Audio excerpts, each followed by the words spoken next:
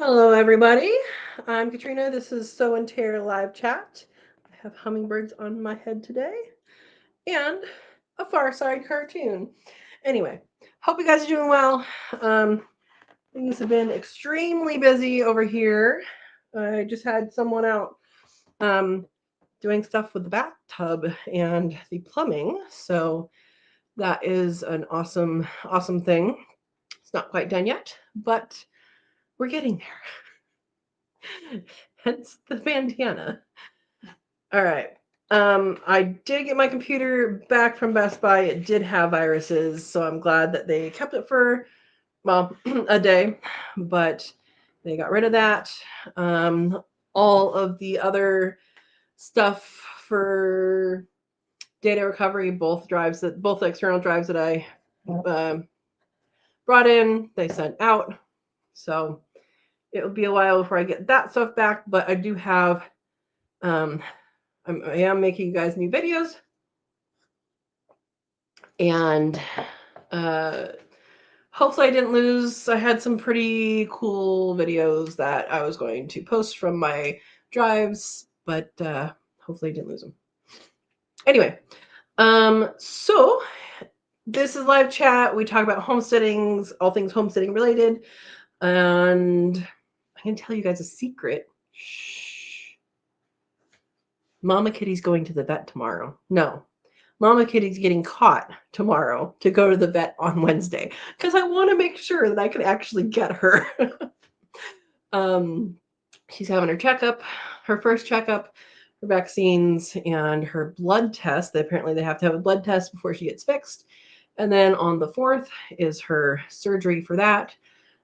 And then she'll be inside until she heals, and of course Ringo will visit, I'm sure.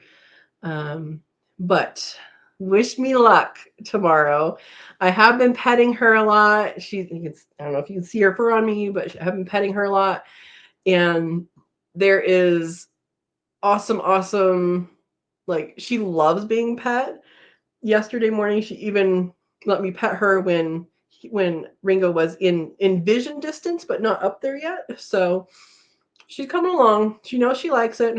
And I have recently been focusing on right here, which is where you can pick up a cat from, the scruff. I've been going like this, and she really likes that. She's like, oh, yeah, that's good. I'm like, good, because that's what we're going to do tomorrow. So that is what we're doing. That is the news. Do not tell her. Um, all right, let's scroll up and see who's here. Let us know who you are, where you're from, what you're doing, what you want to grow, what you are growing, all those things. If you have questions, go ahead and ask the questions. Let's get started. All right, PJ's here. PJ is a member, and she's awesome. And welcome. She says, I just got back from South Carolina, took my cats down to stay with my son 2.5 weeks. I will be moving down to put my stuff in storage and search. So I'll be fast asleep. All right. Well, good night, PJ.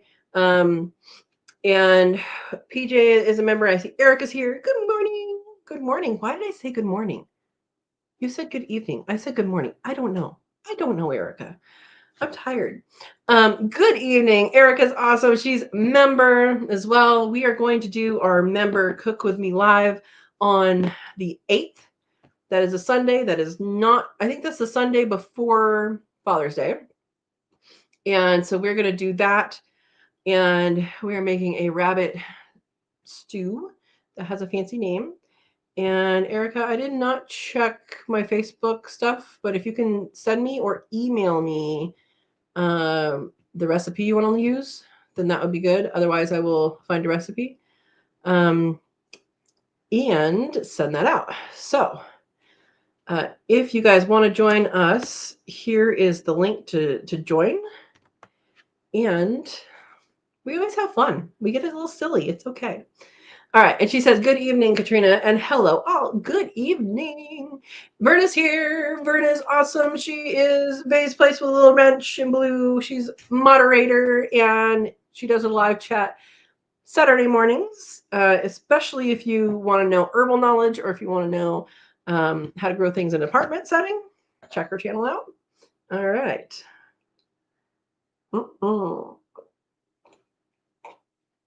Steve is also a moderator. He is in blue with a little wrench, and he is awesome and has quail, and it's awesome. Welcome, Steve. Present, he says. All right. Looks like the solar is up. Solar is up. The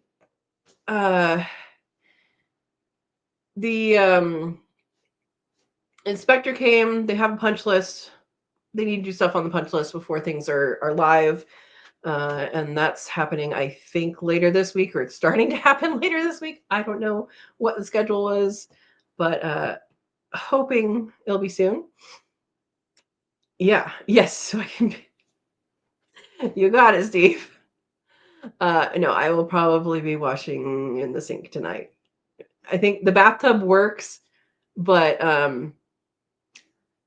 all around it is not done yet. And anyway, I might just be washing my hair in the sink. All right. Do you have an external drive for video storage? That is what I had, and 2 of them went bad. And I have one of them I dropped. I take full responsibility of that. I know it. I dropped it. I dropped it hard. The other one did not. Yeah. And Verda's asking cloud storage. I just don't trust cloud storage. I mean, it's not like any of my YouTube stuff is like super secret. You guys see most of what I take, but I can't get past that. So no. But what I did do is I bought solid state, steady state, solid state, whatever the ones that don't move, drives, because I thought that's what I had and it wasn't. So there you go. All right. Verna says borage and nasturtium have sprouted and growing good. Awesome. I have not planted nasturtiums yet. I was going to, and I think honestly, I'm just not going to do it this year. This year is going to be garden plants that I have bought, plus probably I need to plant green beans from seed and maybe a couple other things. But it's mostly, this summer is mostly going to be bought plants just because. There you go. Yes, I did say member. Yes, I do mean a kit. So as Steve is reminding us, members of this channel are called Katrina's Kits. A kit is a baby rabbit or a baby badger. I am a wildlife biologist and studied badgers for my undergraduate and master's. All right. And Steve says, everyone will love the Hassenpfeffer. Thank you for the phonetics. That really helps. It really does. Thumb drives are important. Any kind of external drive is important, but it all is also important to back it up. And the solid states are becoming more and more important. Yeah. All right. Size of the video limits the thumb drives.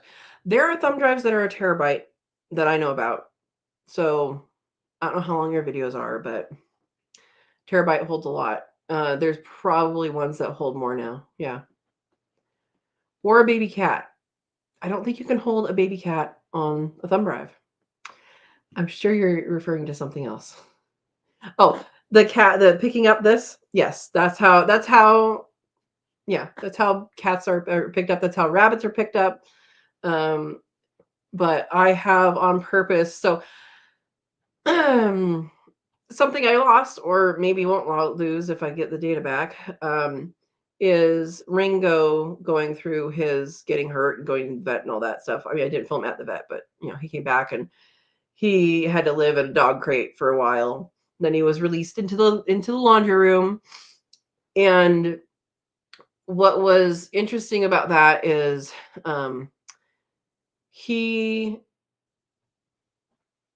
was limited to this thing, this dog crate, which is what Mama Kitty is going to go into.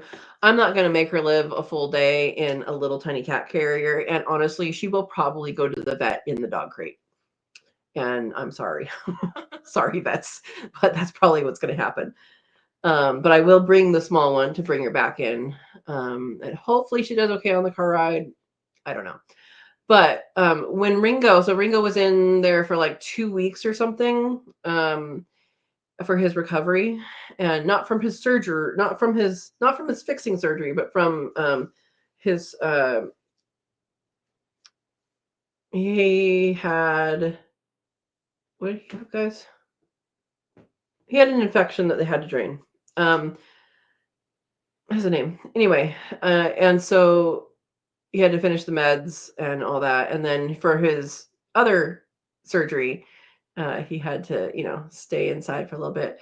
But not too long after that, I still had I just hadn't dealt with stuff in there. Everything was in there still. The cat litter box was in there. All that stuff was still in there. And we were sitting on the front porch, and I was working, and he was sitting next to me on the bench, and it was raining really hard. And he got up and he meowed at the front door, which he didn't go in. He's not allowed in the house.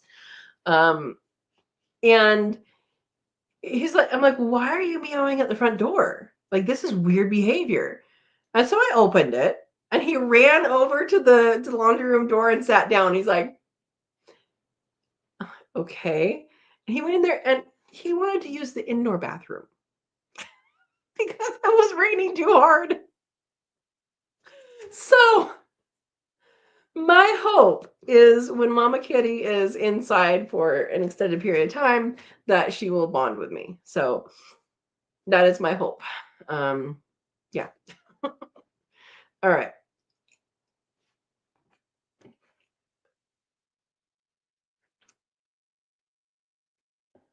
Yeah. So Steve says my Seagate external 2 terabyte is 10 years old, but I don't carry it around either.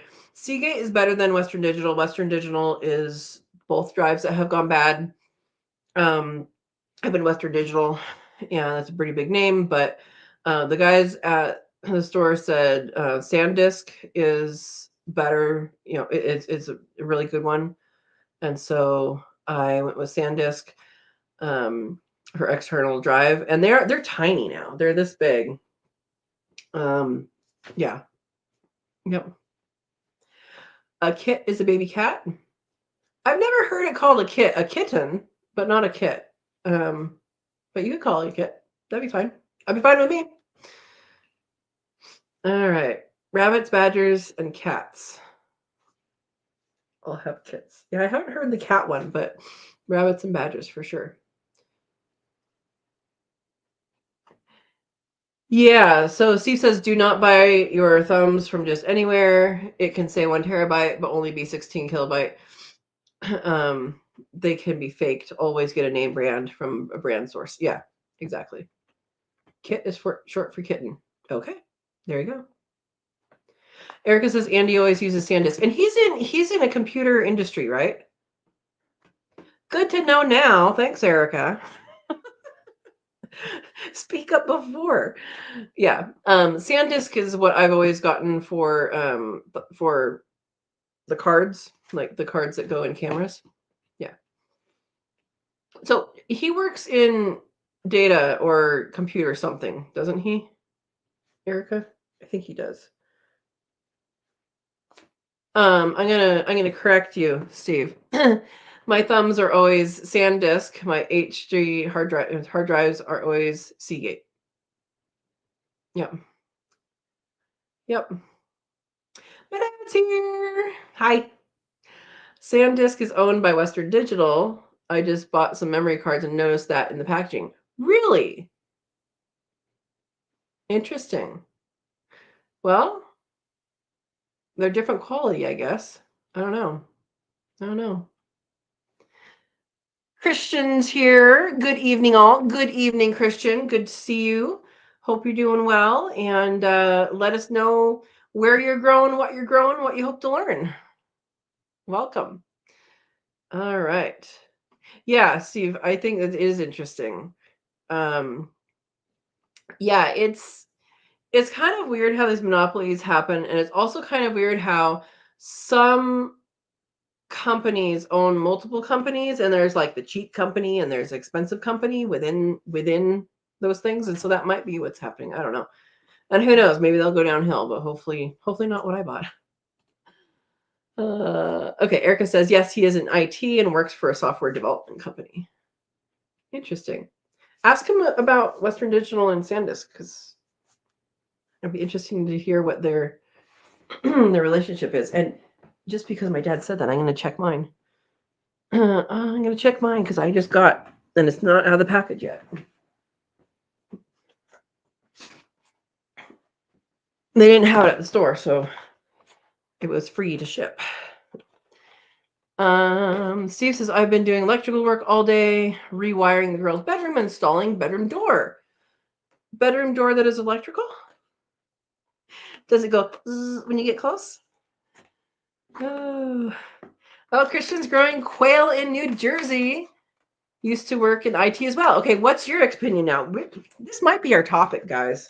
I was going to go with something else, but we might be at this might be our topic. Okay, so this is a 4 terabyte. And it's that big. And it has a little hole so you can actually put it on something. Scan data. I don't know scan data, Verna. Huh. Thank you, Erica. So Steve says SanDisk was owned by Western Digital from 2016 to 2025. However, February 2025, Western Digital spun off its flash memory business, including SanDisk, into a separate public company. Do they still own it, though? They probably do, huh? Interesting. I want to know where you saw it's Western Digital. It does say Western. It says it right there. Right there. Western Digital Innovation. Okay. One of the things that I did get is I did get a cord for this because the cord is that long. Just long enough to, I mean, if it's on a, like, if it's gonna live on a desk, that's fine, but I don't always have a desk, guys. So I got a bigger one. Anyway, let's see if I can put this back. I'm going to be using this tonight. Okay, back in its little box. Then we can talk tech. We'll talk tech. How about that? Part of tech is stuff you use for your animals as well. So we can talk about that. I changed my mind. That's the subject today. Glue it to your desk. You won't drop it. Okay, one of the guys at Best Buy had a really good idea that I had heard before, which is to put, you know how they make the sticky Velcro that you can stick on things? You stick one on the back of your laptop and stick one on the drive, and then it just sticks there. And unless you shake it, it's not going to go off. So there you go. Christian says on-site storage is always good. As a retired firefighter, I can't stress enough cloud storage as well if you don't want to lose all data and pictures in case of fire. That is a good point. That is a great point, actually. I just need to. You don't know me yet. I'm a little bit of a Luddite. I don't jump on the technology bandwagon like people do. I probably should. I know when I do my phone, it goes into the Google whatever, and I pull off the photos so I don't have to pay for it. Oh boy. Anyway, you can lock your folders in cloud storage as well. Okay, I have to say something about cloud storage. It's a ridiculous name. It's not a cloud. It's not up in the sky. It's not up in a satellite. It is in a physical location on Earth.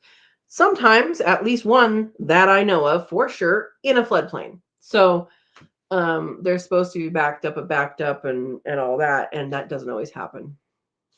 And I know that from working with a client, and I'm not telling you who. All right. That is true, Erica. I'm not as much of a Luddite as you, but that's okay. Sue says, I map my drive on the network so I can use it from my desktop or laptop. See, I have one computer and I don't have a television, and it just needs to talk to itself and whatever it's plugged into. I do have my phone, which it does have stuff logged in.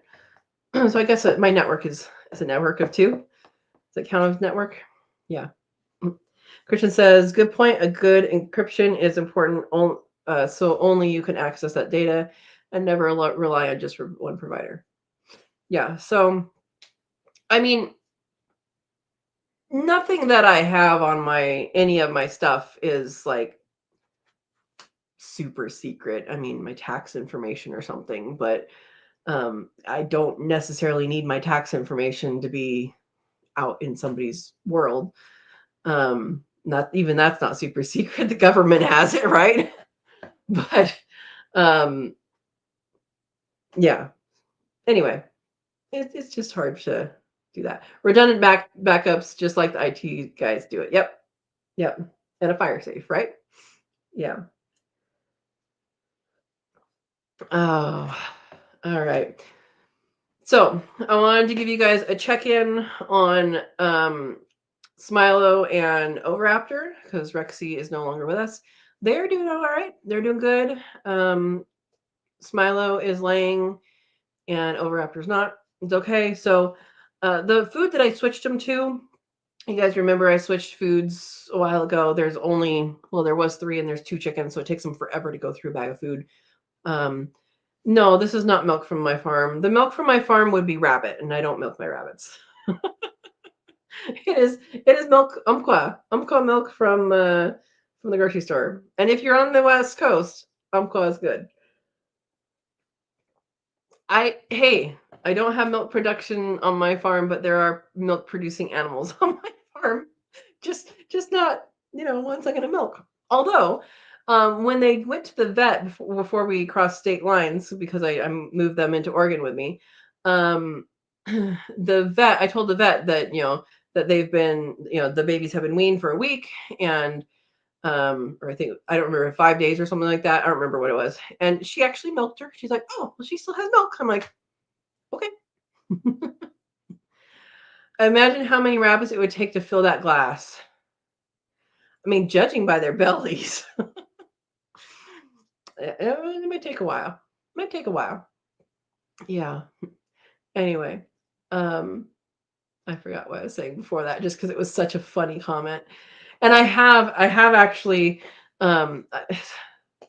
someone came to visit. This a while ago at my old place. Someone came to visit. We had some dinner, and one of the daughters asked if I had any non-dairy or if I had any non cow milk. And I told her, well, the rabbits are in the back. You can go milk them. And she's like, what? So I'm like, no, we don't milk the rabbits.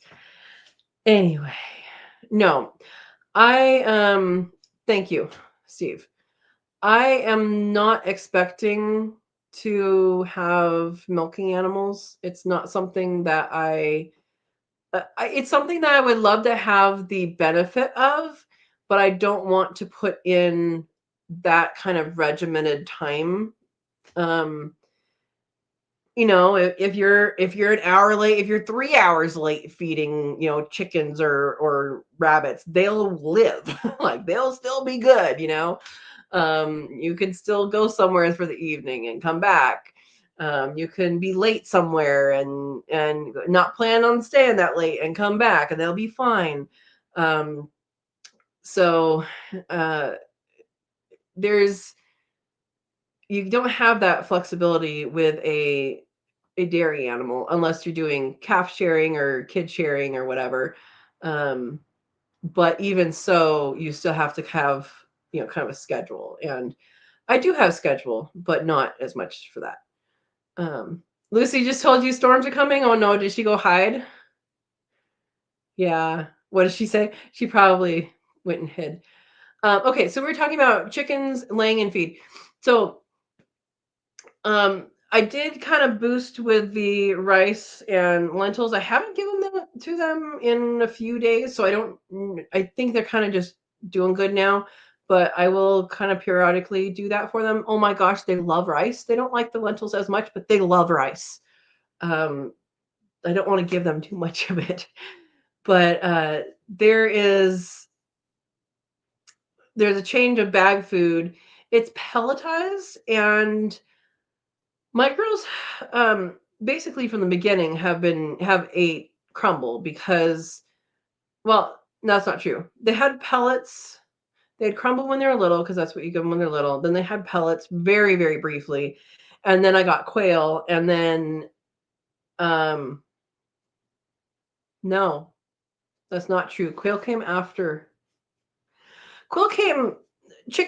quail. Never mind. They always have. I think I had one bag of pellets that I tried with them. But really, they've eaten crumble. They eat the same food as the quail. And this one that I went to doesn't have it in crumble, and so I did it in pellets, and they're eating it, but it's not as, I don't know. It doesn't seem as as appetizing to them. Like, I don't know. It's just my opinion. They're eating it, but yeah. So um, that's going on. One of them's laying, the other one's not, but at least they have movement. And Smilo has been laying fairly late in the afternoon. She didn't lay today yet. I checked about 15 minutes before I came on, and she didn't lay today yet. And I'll go out and check when I feed the rabbits after and see if she laid. But she's laid every day for 5 days. So that's pretty good. All right. Going back up.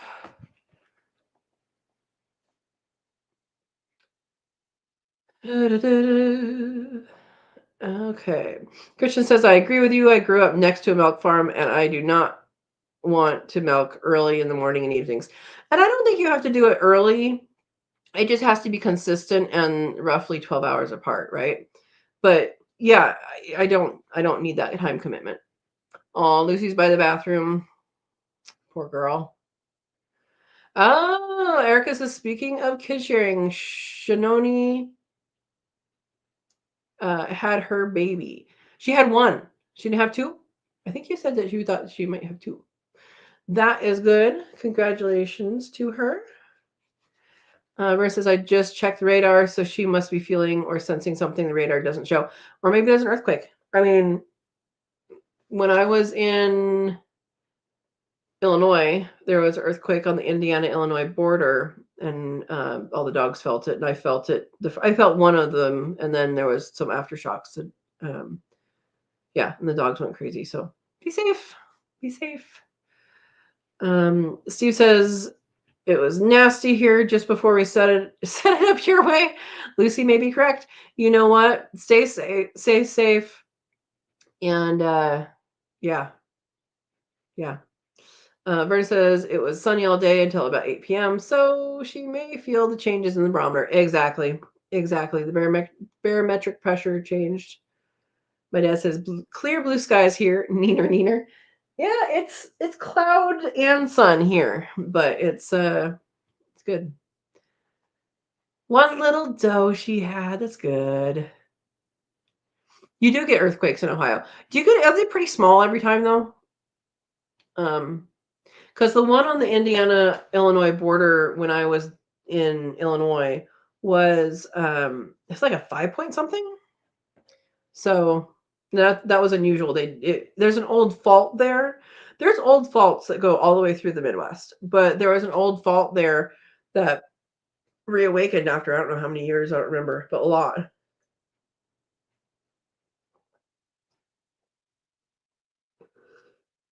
Okay, largest is 5.8. That's good.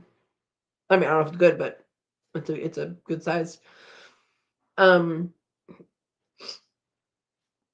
Yeah.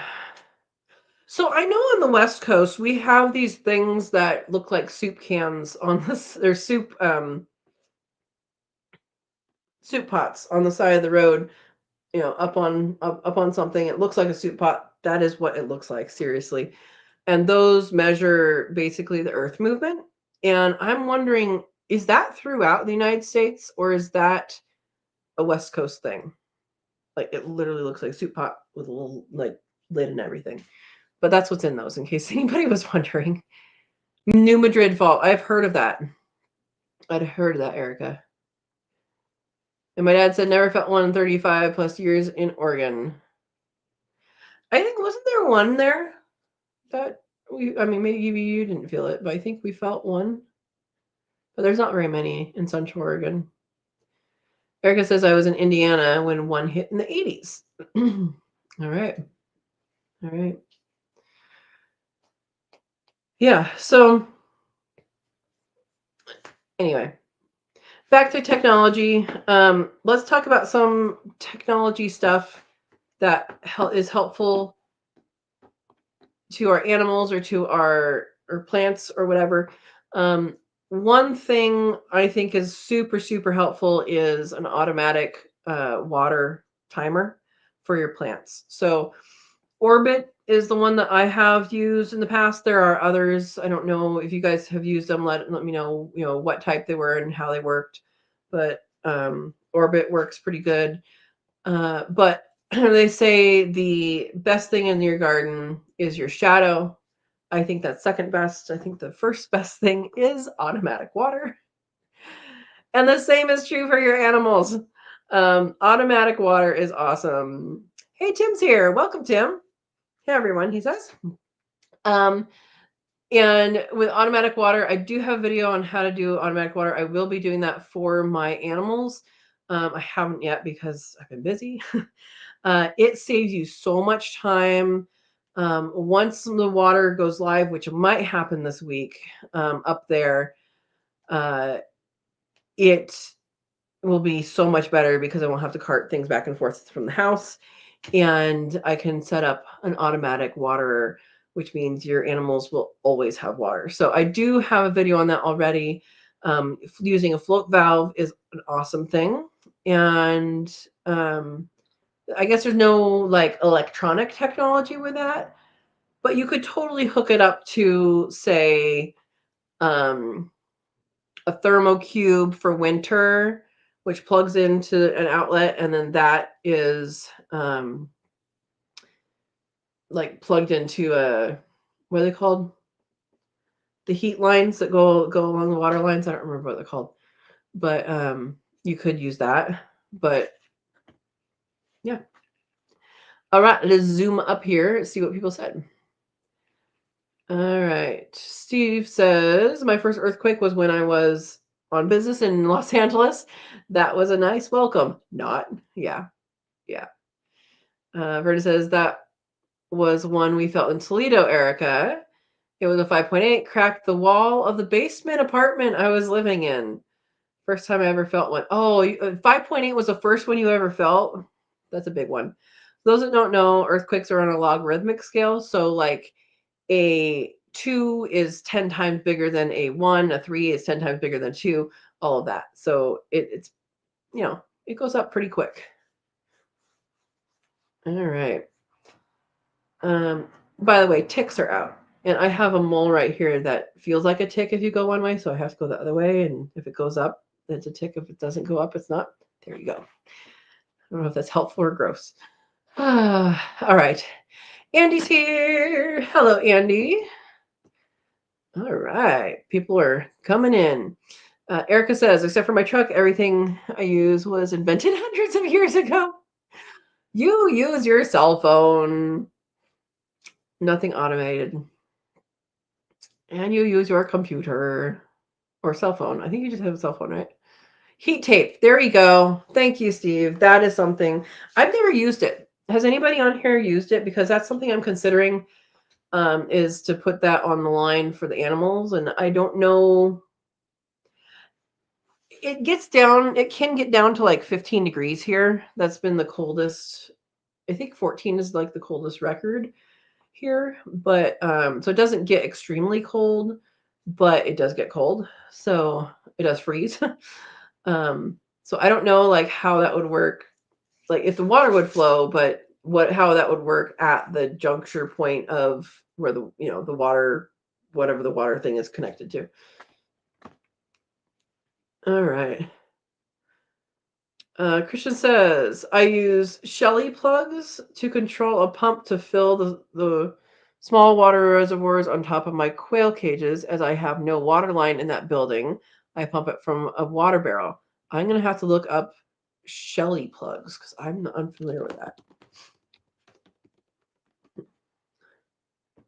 Shelly plugs. It is, oh, it's a Wi-Fi plug? Wi-Fi and Bluetooth plug. I have not heard of this. All right. New item I did not know of. All right. Yeah, so you just like program it to do something every so often, or yeah. Good to know. Oh, that you use for your livestock. Got it, Erica. Andy says I used heat tape on my rabbit watering system before. That's not helpful, Andy. Did it work well or did it not work well? You left out the most helpful part. Because you get colder than I do here.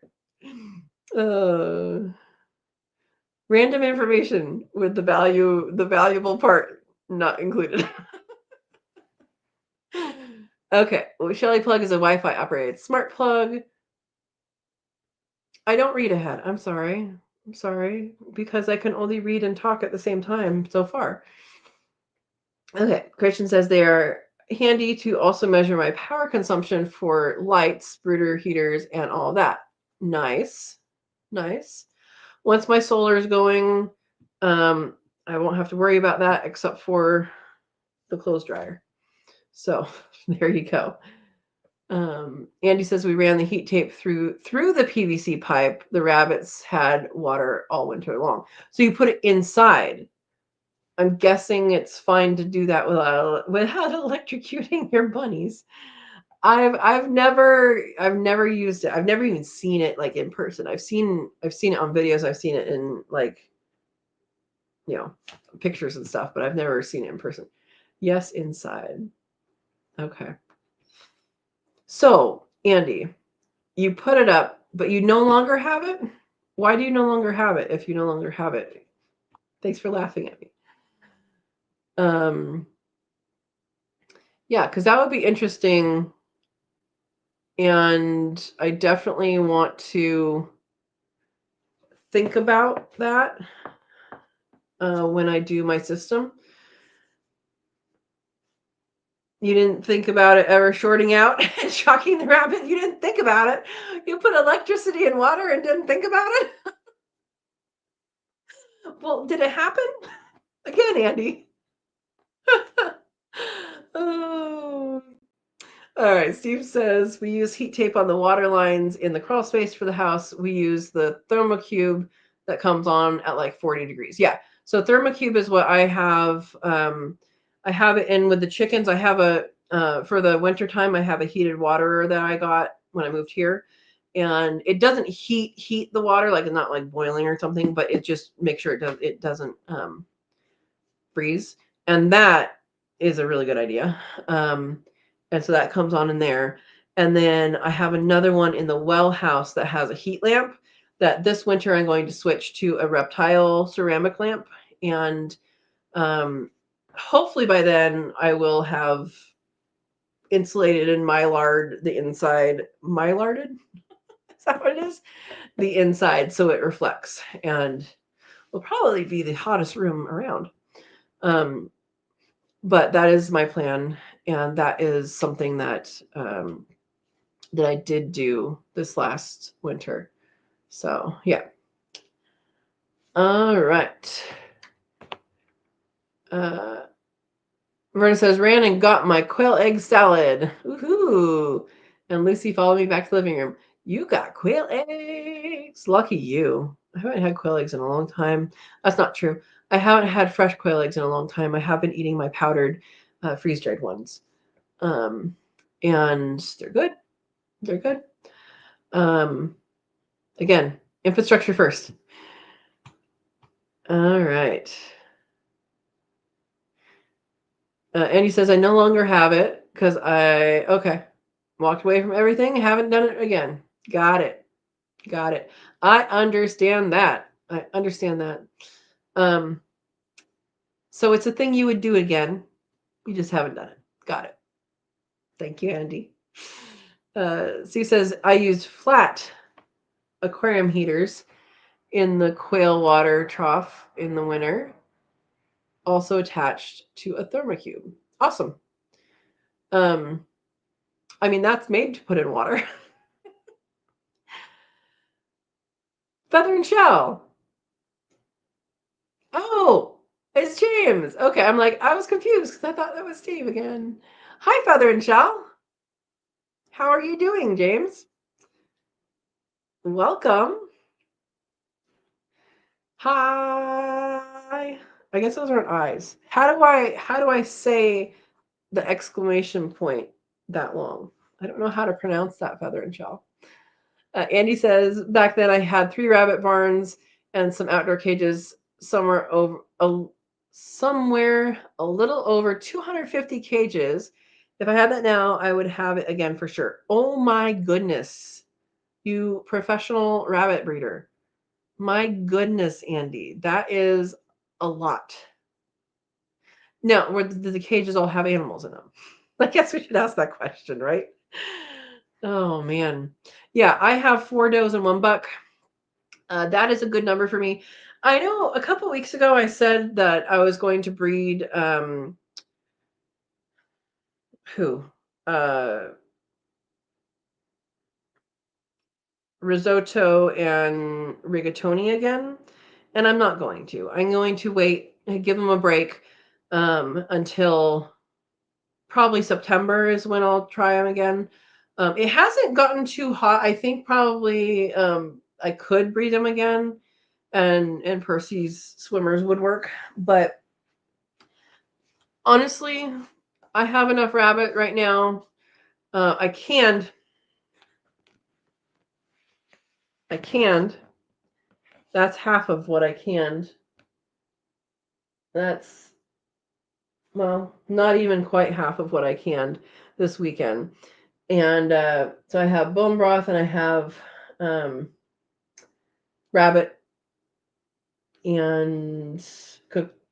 I mean, it is cooked because it's canned, but it's cooked and then canned. I just find that's the easiest way to get it off the bone. It's the fastest way. Just a few jars, exactly. Exactly. Okay, not every cage had rabbit too. Okay, got it.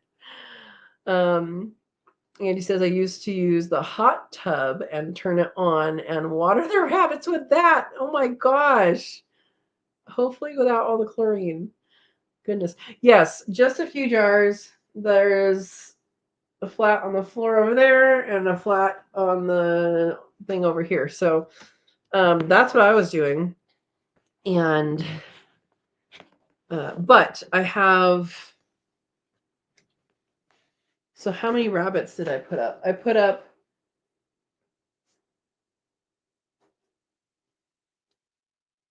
there was 9, probably ate about 1.5,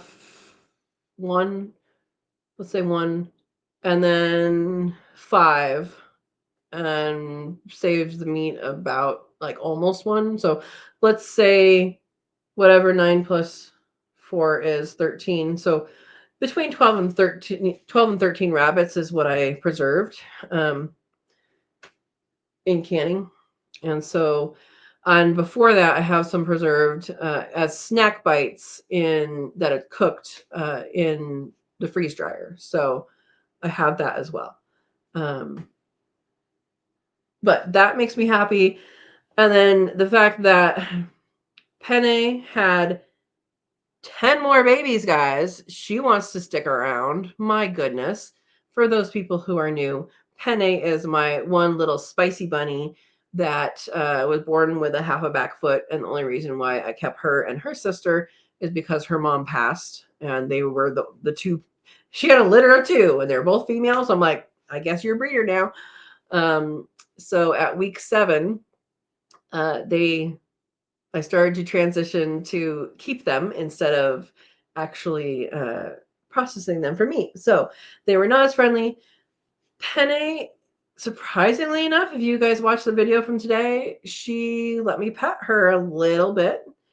Not too much. She does not like her head touched. I have a feeling she might be hard of sight. Took me a while to figure that out, but I think that's what's happening is she doesn't see very well. None of her babies will be kept for breeders. All of her babies will be kept for food. And then, so she had 10, and then Ravioli had 9.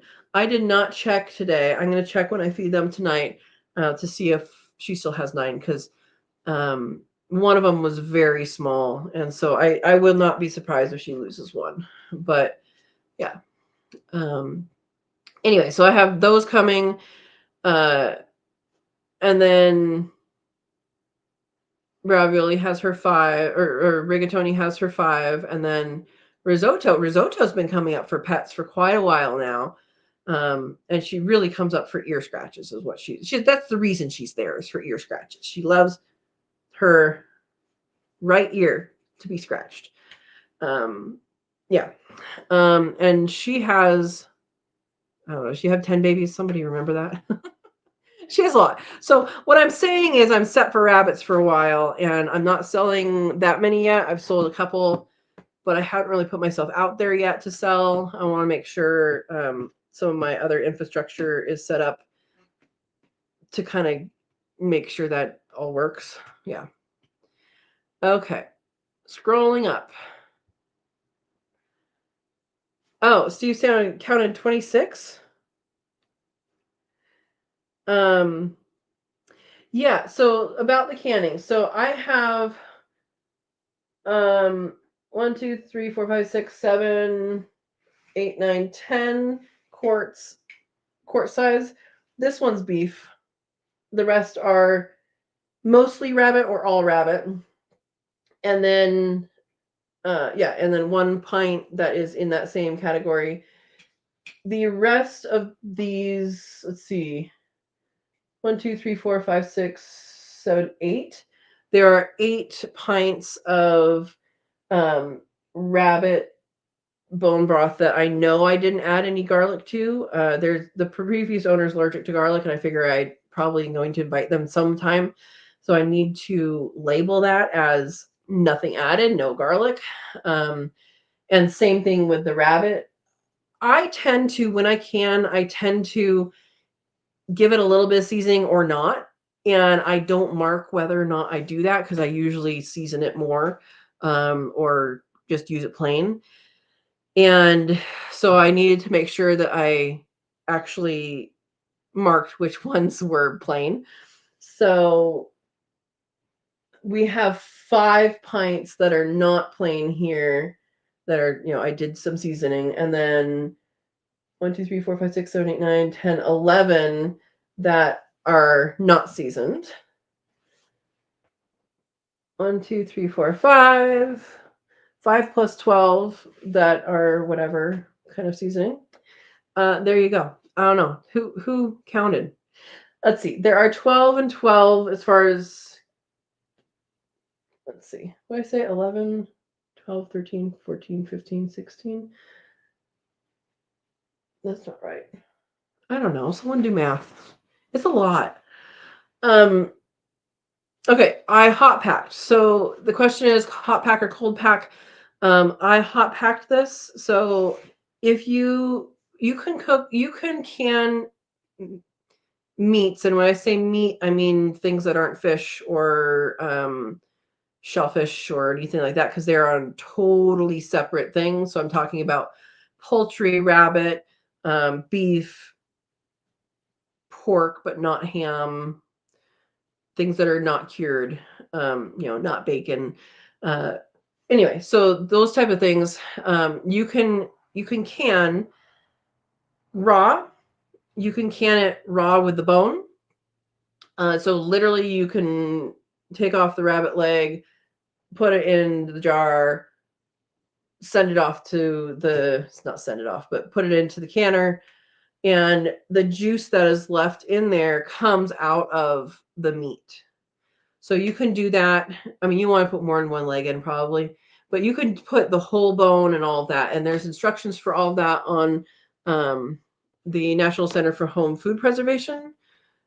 Steve or Verna, if you can find that website, that'd be great. That's the website to follow for any of the preservation ways of preserving food, because they have tested things. Now, if something's not tested, it's not on there. Doesn't mean it's dangerous, doesn't mean it's not dangerous, but there are some things that you're not supposed to do that have been tested, and they say why they are dangerous. And so there's certain things that you should not can on there. But you can do cold pack, which just means raw, and you put it in the jar, and it's supposed to have so much headspace, which is kind of hard to measure because it's raw and it could have just like a leg bone sticking out. And the moisture comes out of the meat when it is canned. It comes out cooked. So even though you put it in raw, when you're done canning, that is a fully cooked item. You can pop it open whenever and eat it. You don't have to reheat it. It's good to reheat it, but you don't have to. You can eat it right out of the jar. Or you can par cook, which is like partially cooked, and that will give it a better texture. So they're both going to taste very similar. If it's all other things considered, right? They're both going to taste very similar.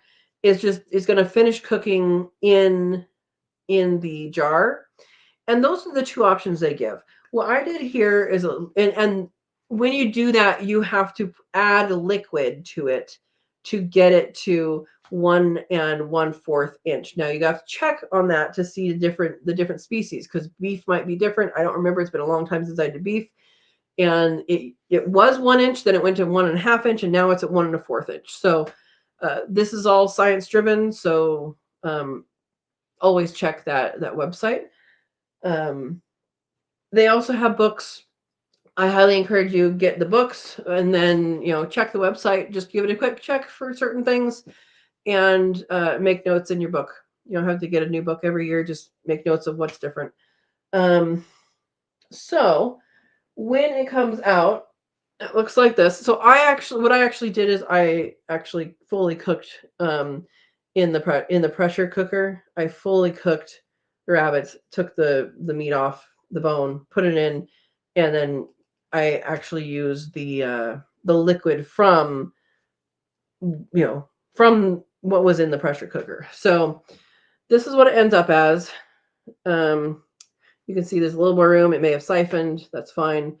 And all of that is fully cooked, fully yummy, and you can eat this right out of the jar. Now, these have not been, because I did this yesterday, these have not been, like, I haven't labeled it yet either, but you take the bands off. This is a tool. Topic number 2, canning. This is a tool. You only use this when it's in the canner. After the lid is sealed, so this is a button type, so there is no button. You can't, like, if you press down, it won't pop back up. When you do this, it needs to be in a pressure canner, not a pressure cooker. There is a difference, a big difference. One of them is safe, one of them is not. I personally do not encourage you to, I encourage you not to use an electric pressure canner, because I just think of, again, going back to technology, all of the updates electronic things need to stay calibrated to, how many updates do your phone need for it to work properly, right? How fast can it get uncalibrated and not actually, you won't know that it's wrong until you go into your food and maybe someone gets sick, right? So my personal preference is not to use that. My personal preference is to use a weighted gauge. And anyway, when you take that off, you should be able to hold the jar from the lid. You guys can see it's from the lid. It's not from the jar. I'm not like lifting it like that. I'm lifting it from the actual lid itself, and it is not going anywhere. Now, if you've seen my other videos, you'll notice that I use one that's white, and it's a 2-part thing. It's basically a forever lid. You can use it as many times as you can, as you want. And then there's a gasket, which is a multiple use gasket. These lids have a gummy on the inside, and that does wear out, and you're only supposed to use it once. I have in the past used it more than once. You can reuse them as dry goods storage. So if you have a vacuum sealer, which by the way, thank you, Steve, for the vacuum sealer. I got it. And you can vacuum seal with those lids. So you can reuse them, but you're not supposed to reuse them for canning. Vacuum sealing, perfectly fine to reuse a lid that you had previously used for canning. There was something I was going to say and I forgot. But let's go through this, see what people say, and then go from there. Something about canning. Anyway. All right. Oh, Penne has provided you with many healthy hits. Yes, she has. So she is not going anywhere right now. She's not going anywhere right now. Yeah. All the mamas are very good. Does she have pink eyes? So the black ones, Penne and Risotto, do not have black eyes. They have brown eyes like their dad and like their mom. Not their dad. They have brown eyes like their mom and also like Percy, who is the buck. The ones with the pink eyes are the ones that look like Californian, and that is Ravioli and Rigatoni. And so they have eyes like their dad. So all my girls have the same parents. They have a mom that was a Black New Zealand and a dad that was a Californian. And two of them are from one litter. They happen to be black. They do have some white in their fur as well. And two of them happen to be from the same litter and happen to look like their dad. So at that level, they, there's a mixture of babies. Some of them look like mom, some of them look like dad. Now, all of the babies from Percy look like him. So they're all black babies with a little bit of white. So yeah, so I'm keeping them for now. I know Percy is he's pedigreed. I didn't get him because he was pedigreed. It just is. I don't know where his paperwork is, but I'm sure I could contact them and say, hey, here's his tattoo number. What is he? And so I was thinking that I might get another pedigreed one and do full breeds. But honestly, for what I'm doing it for meat, and my girls are producing really well. So there you go. All right. Right. Red eyes. So they are red eyes, not pink eyes. I think, is it a pink-eyed gene and a brown-eyed gene that makes a red eye or something like that? There's something like that. I don't know. Food First Permaculture. Greetings. Greetings to you, Howie, right? Good evening. Greetings. Hope you're doing well. Hi, y'all earthlings. All right. Andy says, I say one day I'm going to can just bones. You can totally do that. And if you do that, what I recommend you do, and this is not, it's not said anywhere, but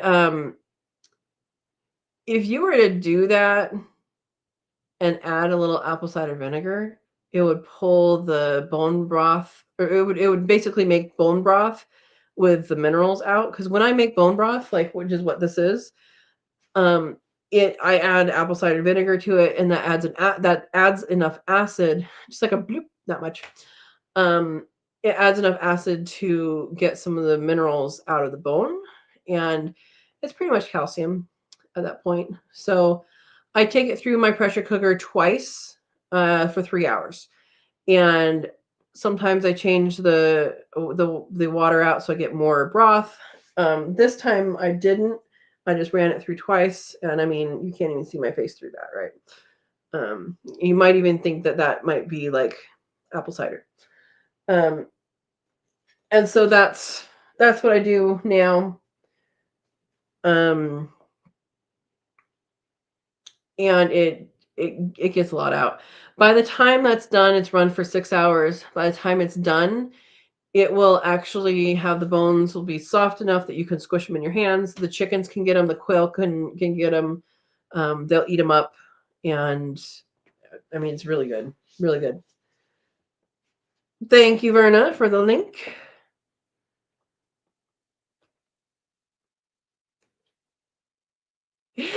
Andy says, I don't know how many times I've made bone broth, but then life happens and I could not get it canned in time. Yeah. Yeah. Yep. I understand this. I understand this. Freeze drying is another option. It takes a long time to freeze dry bone broth. So my large freeze dryer holds, because I have the 5, not the 6 tray, holds 10 quarts of bone broth. And when it was done, it made a quart of powdered bone broth, which basically is your own bouillon. So, yeah, there you go. All right. Hosted by the University of Georgia. Is that the National Center for Home Food Preservation? Yeah. Oh, thank you for the bone broth video link, Verna. Water you used came from the pressure canner as well. Pressure cooker, not pressure canner. The water I used. The water I used for what?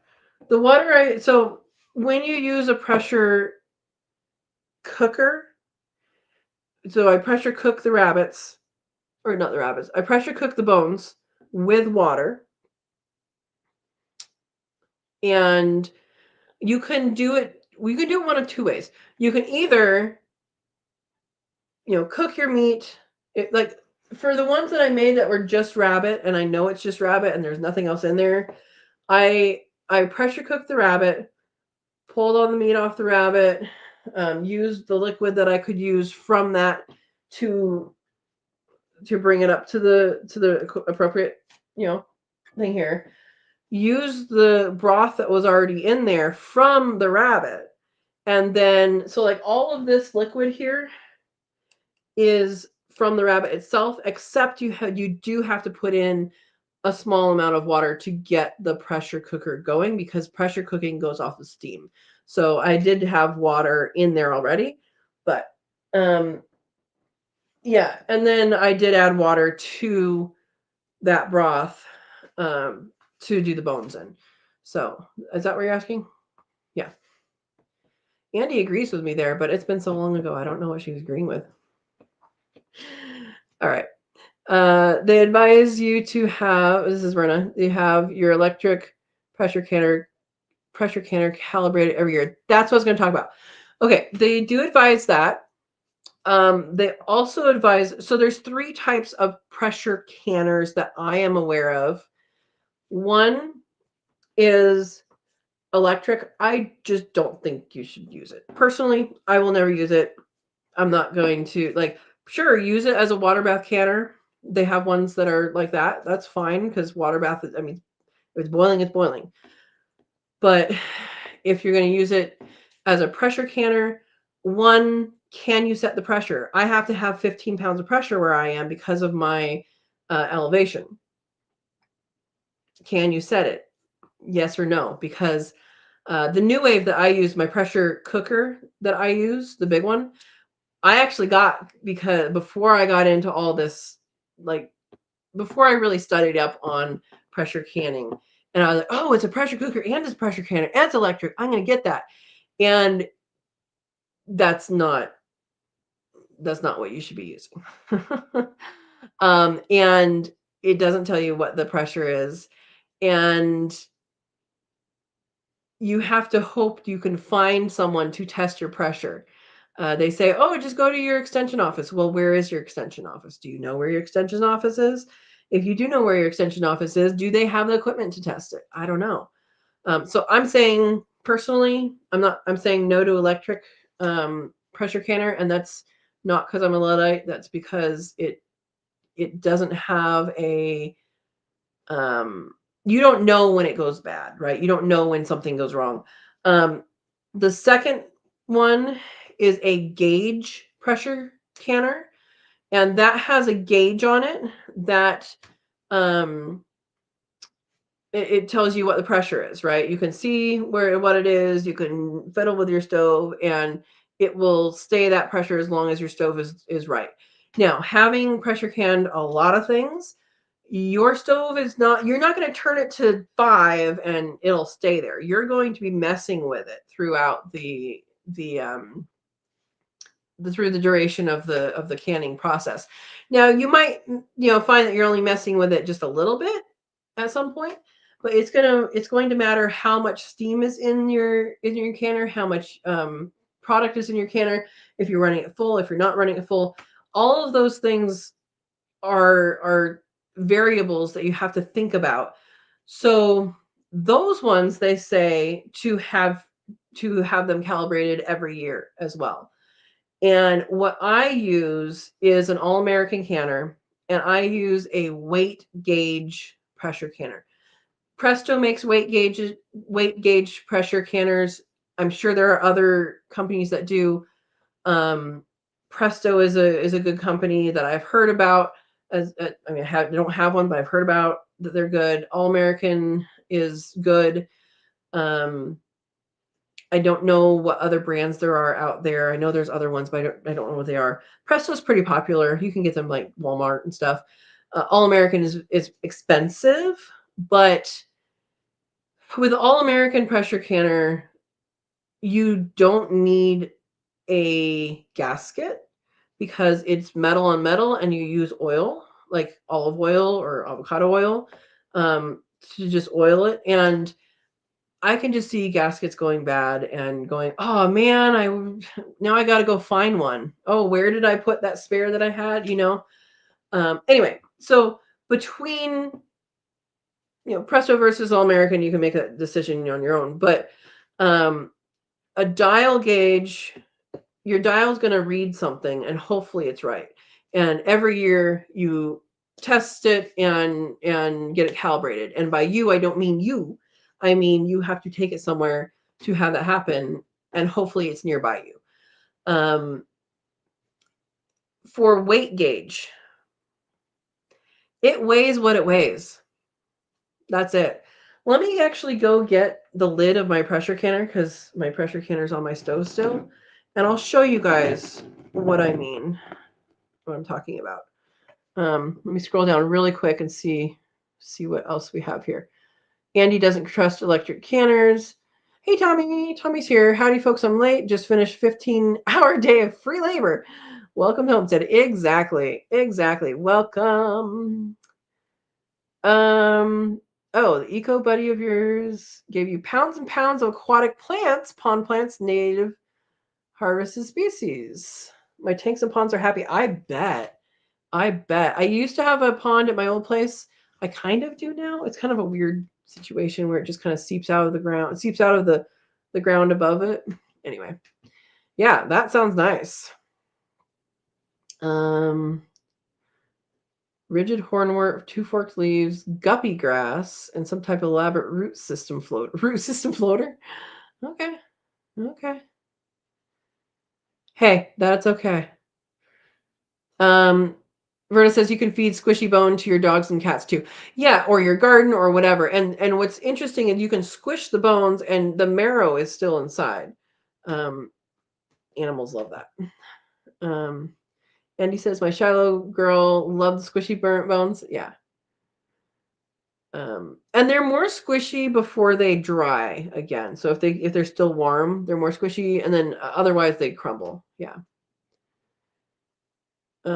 Tommy says I got the plants at a herp show here, local at Nature Refuge. Was a blast, and my wife got to hold a Western hognose. Yes, they are cool. Yeah, I like snakes. Yeah. It also gave me your very first snake hook. Okay, Tommy.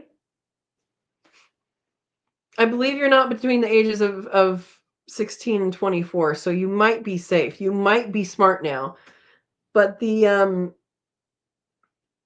yeah, that's the male ages for rattlesnake bites. The most rattlesnake bites is males between 16 and 24. So hopefully you are smarter. Because I know you do have rattlesnakes by you, I think. Yeah. All right. Verna says that's why I want pressure can on an electric stove. So electric stove pressure canning is different. It is much harder, and I have to fiddle much more. So my old place had a gas stove, and it was much easier. You turn it up, it goes up. You turn it down, it goes down. Here you have to wait for it to change, and it's really difficult to dial in. I know a range of where it should be, but again, you have all those variables, and you never know what it's going to actually mean. Yeah. All American best you can get. I agree. Tommy says, I don't know what ours are. We have several of the same one, but I think it's one you didn't approve of digital one. Hey, you do you, I do me. I am just sharing the information. You can do with that what you will. Dawn's here. Welcome, Dawn. Good evening. Just got home from the lake and store after barbecue. Great night. I'm ready to go again tomorrow. Awesome. Well, welcome. Okay. So Steve says, so if you have a dial and weight, you'd be good. So I'm going to show you that in a minute. I just want to get through some of these comments. I know Dawn's not housebound with those legs. Andy pressure cans on her glass top stove. Erica says, pressure canners make me nervous. I had one blow up my face. Was it an old one? Because the old ones are really not safe. The newer ones have a lot of safety precautions in there. And they have a safety thing that comes out. I will show you. Give me a minute. I'm going to get through a few more of these. Okay. Tommy says I'm 6 months from 40. I don't know about smart enough yet. I'm just saying. There you go. There you go. Oh, Dawn was fishing after dinner. All men stop maturity at 12 years old. You might be right. You might be right, Steve. Nesco canners. Okay. Nesco as a dehydrator is good. I can tell you that. I don't know about their canners. Brenda says, if I was to pressure can again, I would have to buy a propane turkey fryer setup. I trust propane that can hold a heavy pot much more than electric stove. Yeah, I was trepidatious about doing on electric stove, and you can get outdoor setups. People do that all the time. It works for sure, but you do have to make sure.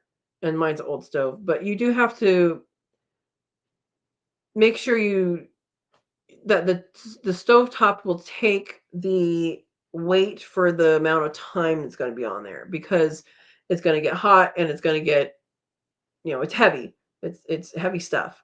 Anyway, yeah. Dawn says, I spent every day and night in the gardens getting them done weeding and planted from Thursday. I took off today.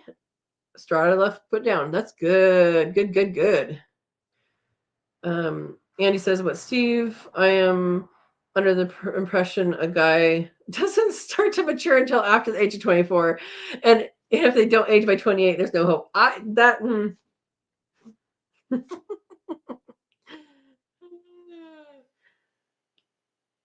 Yeah, not inside the house. That is true. So if you are using a propane or some other ignition source, there are propane stoves. So you can have a propane stove. People have propane cooktops, but you have to have the right hoods and ventilation and stuff. So make sure you're not gassing yourself out. Okay. There's propane refrigerators too, which is interesting. Okay. So Erica says it was about 30 years ago and it was old then. Yep. Dawn pressure cans on a gas stove. I love gas stoves. I don't have one anymore. And I'm not going to get one because, I just put in solar. So there you go. The safety valve blew and hit me in the face. Oh no. It sprayed you with steam. That is bad. That is bad. Joy's here. Hello, all from Western Oregon. Got my husband's ashes today. Oh. Well, I hope you are able to come to peace. And that's my wish for you. That is my wish for you. And welcome, Joy. Yeah. I'm hoping you're doing a little better than you have been. Verna says, that's what I was used to, Dawn. I don't like electric, but I'm stuck with them now. Yeah, that's kind of who I am. Tommy says, electric stoves are just awful for everything. I know they're convenient, but they do not hold and maintain temperature like a gas stove will ever. Exactly. Exactly. Everybody's sending best thoughts and hugs to Joy. Absolutely. Absolutely. Yeah. Yeah, I thought the same thing, Andy, because the old ones did blow up and like have killed people before, and that's not good. There are a lot more safety procedures now, or not procedures, but safety things in place. All right, Tommy says, unfortunately, I have to use electric stove for that reason. I do not have a kitchen ventilation. You need to put in kitchen ventilation, even if you have that. Erica has a propane stove. Exactly.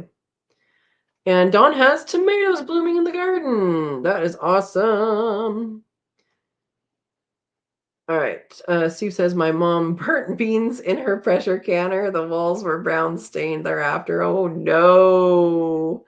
Oh, no.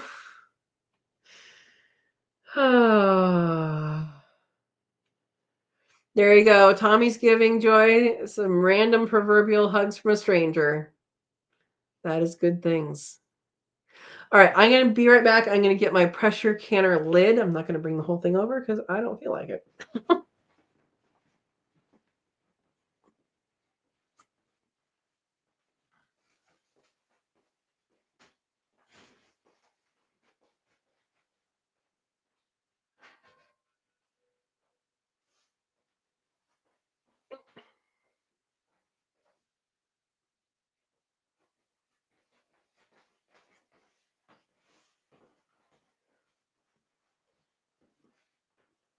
Okay, here is my All-American lid. Looks like this. Handle. This is the part where the steam comes out, and you should be able to look through it and see something. So before you use it, look to the light and make sure you can see the light. I have never had it gotten blocked. That's an English for you. I have never gotten it blocked, but it could. There could be something in there, and the steam pressure could be great enough that it would, could potentially block it. If that happens, it has this, which is the emergency thing that Erica was just talking about. Don't put your face by it. Maybe wear a hard hat if you're Erica. And this is a plug. It's a rubber, plasticky rubber plug, and that will pop out if the pressure gets too much. All right. This pressure goes up to 30 psi, and between 20 and 30 it says caution. So where I am for my elevation, I can at 15 pounds of pressure. I am more than 1,000, less than, I don't know what it is 5,000, guys, when it goes up again. If you are sea level to 1,000, you can at 10 pounds per pressure. I think the only thing that's different for that is like seafood, and I don't do that, so pay attention to, read the directions. But it does have a pressure gauge. This pressure gauge will go up, and it will go to around 15. Now, it has been about 2 less than 15 recently. And here is my jiggler. So you can see there's 10, 5, and 15 at the bottom. So I can, with 15 pounds of pressure, that means that's on the bottom. And that will go right over this. So you're going to let it steam. And this is also, this clamps down. There are clamps on all the way around this that clamp down. There's even this that goes in the front as well, and hooks. So like there is, if this comes off when it's clamped down, like you have more things to worry about. But this is called a jiggler. It's called a jiggler because it jiggles. When you have this on here, you want to come up, and you'll see a really, really big steam here. It will steam for 10 minutes. Then you put this over it, and 15 is the one I go with. So that's what's on the bottom. You slide it over just like that, and it goes, and it won't do anything for a while. And then when it's heating up, and then you'll hear it, and it'll start jiggling, and you'll have like steam coming out and jiggle. And from that first jiggle is when you start your time. You want to turn the heat down then, and you'll figure out where it is on your stove. Mine is between 4 and 6, usually around somewhere around 5, but I turn it down to just north of 6 until it kind of calms down. And you want to follow your own manufacturer's instructions on how many jiggles per minute it does, or whatever your manufacturer does. So it may be jiggles per minute, it may be something else. But this weight and my elevation, unless there's an earthquake, neither one of those will change. Okay. This is why I trust a weight gauge over a pressure gauge. Not pressure, a weight gauge over a dial gauge. Now, if you have a dial gauge, it's not going to have a jiggler. It's going to have something else. It's a cap that goes on. Okay. And then you have to pay attention to this. This dial will go up to 15 in my case, and you're going to have to mess with the temperature until like it stays in the right place. It can get way too high, it can get way too low. And what's nice about a jiggler as well is you're going to hear it. You're going to know, wow, I haven't heard a jiggle in a while, or oh my gosh, that thing has been rocking for a while. I need to turn this thing down. So you're going to hear it, whereas the dial gauge, you're not going to hear it as much. Now, why does this have a dial if it's a weight gauge? It has a dial to kind of gauge about where you are inside the pressure canner. Also, when you're done, so your time is up. Once the time's up, you turn off your heat. Do not do anything up here. Watch this. It'll go all the way down. Am I going the right way? Yeah. It'll go all the way down to 0. So once it's at 0 and the thingy is resting at 0, then with a hot pad, because it is hot, you take this off, and you'll hear a little tss. Wait. For All American, they say wait 2 minutes, and then you can open it. And when you open it, you have to take these off and hold it above for a little bit. Always open away from you. The steam is hot. And then pull it off and put it down. And it is heavy. You'll get some workout. I don't know. Did I describe that okay? Hopefully I did. Give you a little mini tutorial here. I don't know where to put this now. I'm going to put it over here. I'm going to keep the jiggler here because that's important. I don't want to lose it. And we're going to set that there. Okay. So if you guys have questions about what I just said, let me know. And we'll see what we go. Let's see.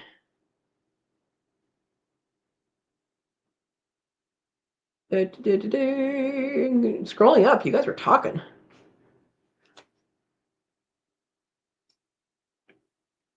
Oh my gosh, you guys were talking. Where the weight? You didn't bring the weight. The weight's right here.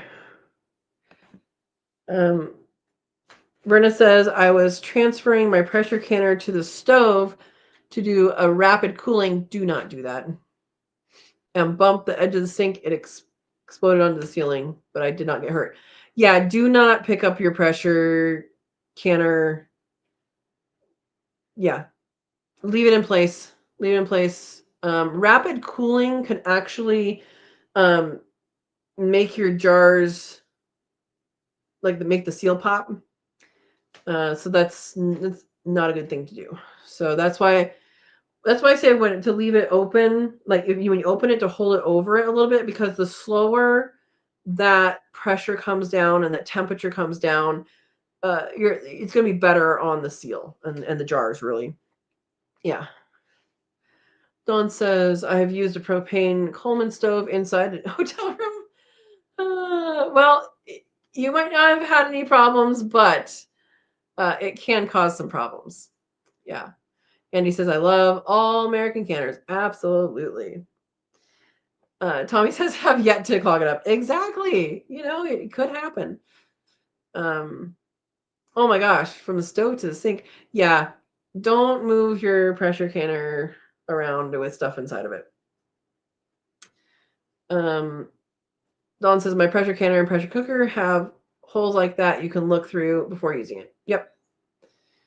And Erica says, I was just walking past the stove when it blew. The weight also blew off and bust the glass in front of the cabinet across the room. Oh my gosh. Oh my goodness. All right. Tommy says, I do declare the clingness has nay to have bestowed such. What? Oh my gosh. Okay. The clogginess. Okay. The clogginess. Yeah. Nope. Nope. Could happen though. Andy says, I've never had one get clogged up, but I check every time because I know that dirt bobbers exist. That sounds like something that is in a cartoon. Dirt bobbers, huh? Yeah, I mean, it could happen. Facts, Tommy says.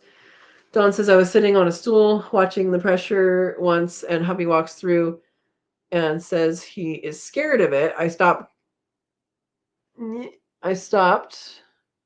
I said, stop cutting through between me and the stove. That's a fair point. The binomial nomenclature of canning equipment. It's okay. Oh, beans can clog the hole? Asked my mom. For the pressure cooker? Man. Goodness. Oh, beans were the culprit with you as well. So, a pressure cooker, though? Pressure canner, it should be inside of a jar. I wonder if there was not enough water? Interesting. Andy says, my instructions on mine says don't cook beans in them. Really? I've cooked beans many times in my pressure cooker. And when I can beans, I actually prefer to cook them first and can it kind of more closely to a stew. That's what I do. Huh. Beans and ham hocks is about all mine are used for. Yeah, the dial will warn you if it may explode, don't get in the red. And in this case, it's not red, it's a black warning, but still, yeah. Feather Shell says, okay. I don't know what you're okaying, but okay. Erica says, I didn't have a book for mine. It was given to me by a neighbor. It was my early 20s and didn't know any better. Yeah, so that's another thing is if it's cheap, if it's free, all that stuff, it may or may not be good. So do some investigation. How old is it? Does it have the most recent safety things and all of that? Yeah. Rena says sunburns are worse to heal. Also, most painful type of burn. It does hurt. Have you ever sunburned the back of your hands? That is not a fun thing. And he says all American canners have had great customer service. Absolutely. Good, just as great as Little Giant Incubator. Very cool. Very cool. It was cooking. I didn't know much about pressure cookers when I first moved to my house when I was in California.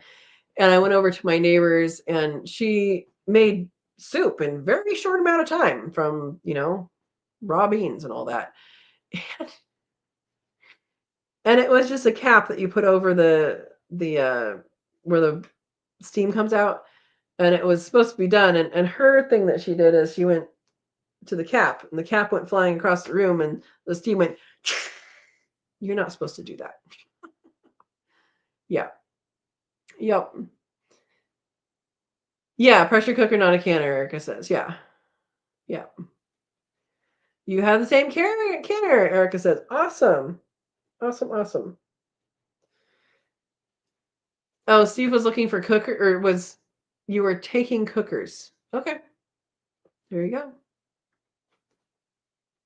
Eric's here. Welcome, Eric. Thank you for the super sticker. Hope you're doing well. We're talking a little technology, and we talked about canners and SD drives, all sorts of stuff. Oh, James is. Oh, I thought you were saying he was taking notes on cooking.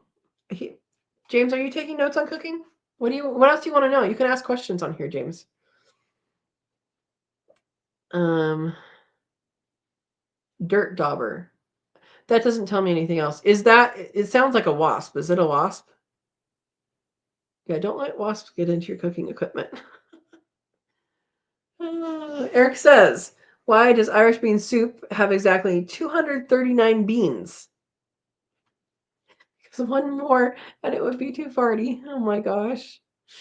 That was a good one, Eric. That was a good one. Welcome back. Christian said, have to sign off. Thank you. It was very interesting. Well, I'm glad you enjoyed it. We do this every week. We do it every Monday except for the first Monday of the month, which is next Monday. We're doing on Thursday because I have a B group that I go to. And so our next live will be next week, Thursday. So hope you can make it. All right. Everybody's saying welcome to Eric. Oh, Verna said it was a steam burns. You got a bad one, and it took almost a week before you saw it was secondary burn, as steam will burn deeper than fire. Wow. Wow. Yeah. Andy says, I have a lot of pressure cookers, a few different sizes, cooker, not canner. Yeah. Yeah, I have a new wave, which is great, but I really wish they made them still so I could, maybe get another gasket just in case or get another one just in case, but they don't make it anymore.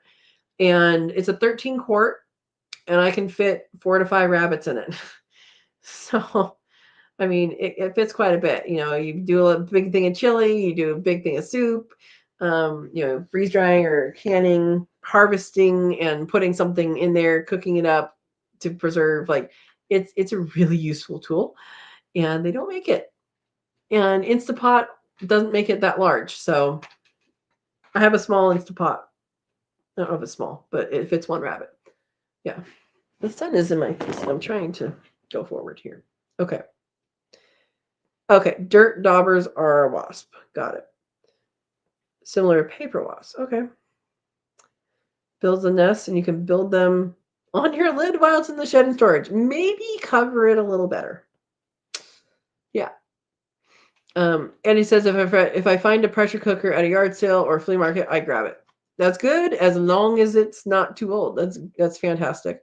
I have never found one at those things, but I have found other things like jars. So yeah.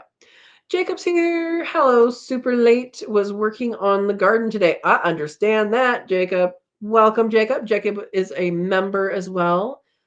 And hopefully, maybe are you gonna join us for our Cook With Me Live on the 8th to Sunday? Hopefully. That'll be fun. Tommy says, I think they prey on Colorado potato beetles too. Okay. Oh, they feed on plant nectar, honeydew, and and by the way, body fluids from spiders they capture. Okay, got it. Eric says, I was going to cook alligator for dinner, but realized I only have a crock pot. Yeah, I have not used a crock pot really since I got pressure cooker. Yeah. Eric saying happy Memorial Day. It's a good day to remember.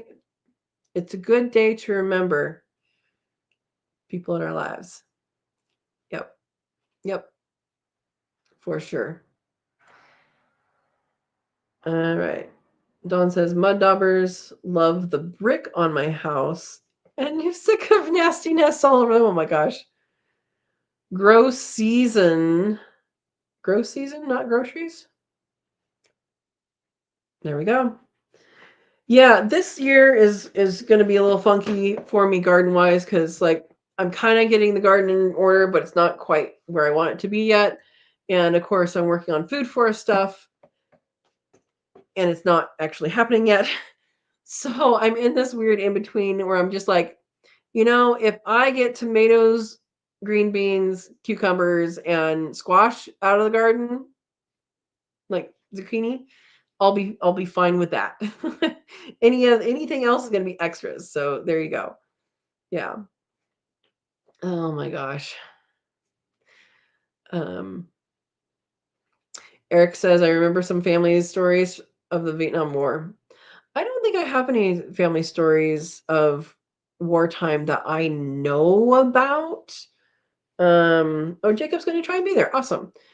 Yeah, I know there's some history, and both grandpas were in service, but I don't have much information about that.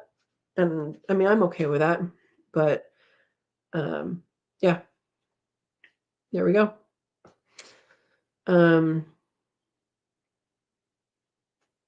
Yeah, family stories though. Family stories are good to have. My mom is the historian, should I say that, of the family. She loves looking at the ancestry stuff, and I'm good at the stories. I like hearing the stories, but I don't necessarily like doing the research of it. But she likes it, so it's good. Tommy says, I heard World War II stories from my grandpa. He was a pilot. That's good. Historian, question mark. Yes. Or would it be historian or ancestrian? I don't know. That sounds a little weird. Yeah, she likes the different history and the different stories and stuff and all of that. So, yeah. Eric says, like my dad was in Saigon and the Northern Viet Cong invaded any citizens looking for a way out. Oh, wow. Wow. Andy says, if you have ever had other people's kids move in with you, you will feel like a war in the house. I have a feeling that would be very true. Yeah, that would be very true. So, yeah.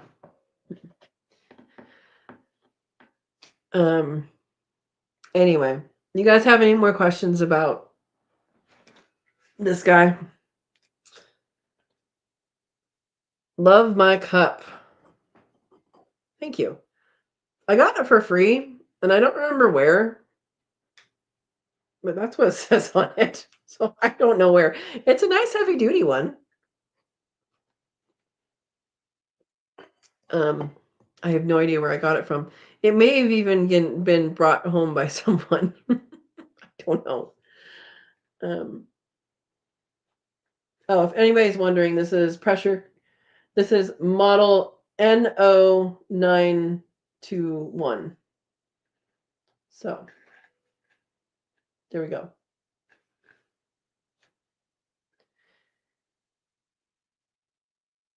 Let's go back up. Eric says he was able to get on a boat, but the engine couldn't start. Oh no. That is not good. That is not good at all. Andy says I have 3 extra grandkids living with us right now, so you're feeling it, huh? And Steve says I think our pressure canner cooker talk has lots or lost its pressure. Maybe. Oh, and your daughter and wait. Okay, and their mom. Okay. That's a lot of people in your house. Are you putting them to work? Are they gardening for you, or at least feeding the animals?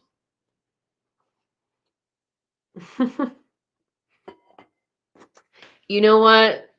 It's sleeping bags on the floor style, huh? That works. That works. Oh, goodness. Goodness. I know this is not what you're talking about, Steve, but one year for Christmas gifts, I made gumdrops. And I did not realize how long you had to let them sit out in order to get hard enough to be like gumdrops. They're so soft when you make them. And so I'm like, how old are the gumdrops in the store that they're that hard? Because it takes them a long time. Anyway, peanut butter cookies. That sounds good. 5 months old, just 3, and 5 years old. Wow. That is a young household. Yeah. They don't work yet, and it's been raining forever. Hey, they can go do something. Trim the grass with little safety scissors. Give them a job. Eric says a passenger got his pew pew and pointed it to another ship, telling them to tow the ship out of the river so they can get more time to fix the engine. Oh my gosh. Eric, that sounds like not a fun time at all. I mean, that's pretty out there. So hopefully they got enough time to fix the engine and get out, because that's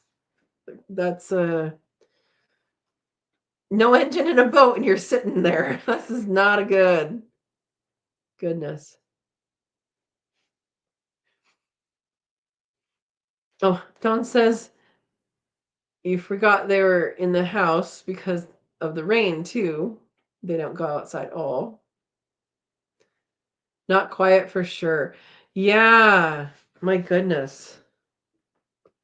Erica says, meanwhile, it's very quiet here right now, and it will be gone for about 2 weeks. Oh, wow. Well, you have the place to yourself with with all the dogs and goats and chickens and quail. Is that all you have? Yeah.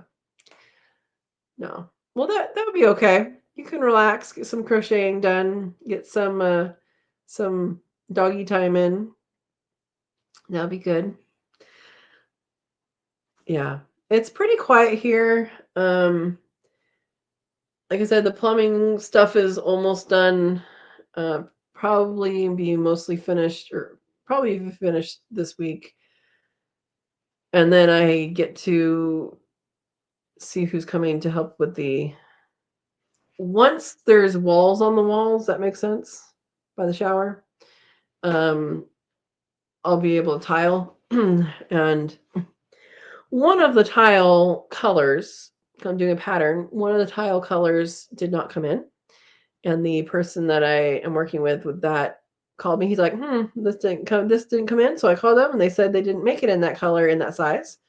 And I said, well, we ordered it, didn't we? He goes, yes, we did. And they confirmed it. And they confirmed the order. And they didn't say anything until the rest of it showed up. I said, and he goes, now I have 2 options. One, we can order 4x4s and you can cut them, because he knows I was going to cut them, the other one anyway.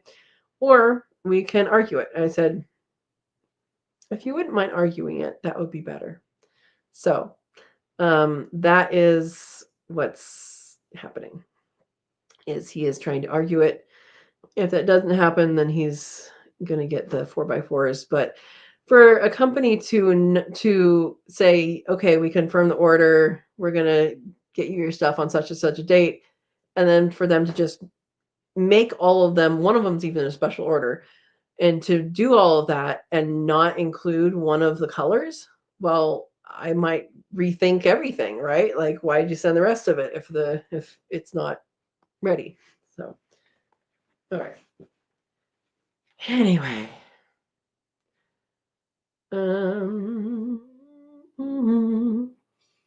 Verna says, is all the leveling done with the house? Yes, that is done. It has a little bit of slope in the kitchen, but it's kind of one of those things that if I want it fixed, it's going to have to be on the surface, and I don't really want to pull up the kitchen flooring right now. But yeah, it is good. It's done. It's settling. So it is settling a little bit, and they might be coming back over the next couple of years and saying, okay, we're gonna do a little bit here, a little bit there. But that's to be expected through the different seasons. It's going to settle a little bit.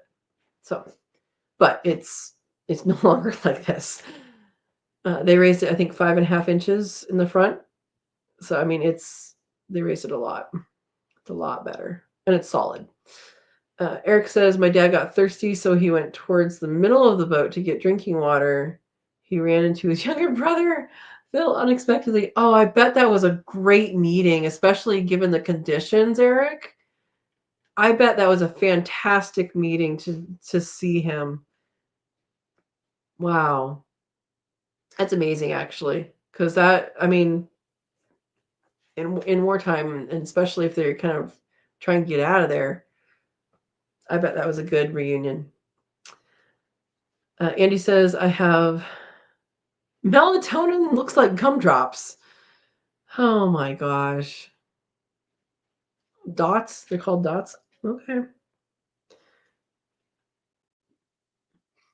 Eric says, my dad was actually sitting next to me to my mom, and that's how.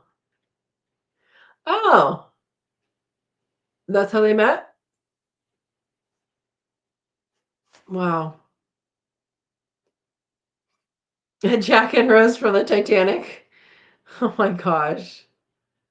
Before Cameron made a movie. Oh my gosh. Well, that is sweet. That is so sweet. And I know your mom is super sweet. She has to be super sweet because you take care of her and she takes care of you. That's is awesome. Awesome.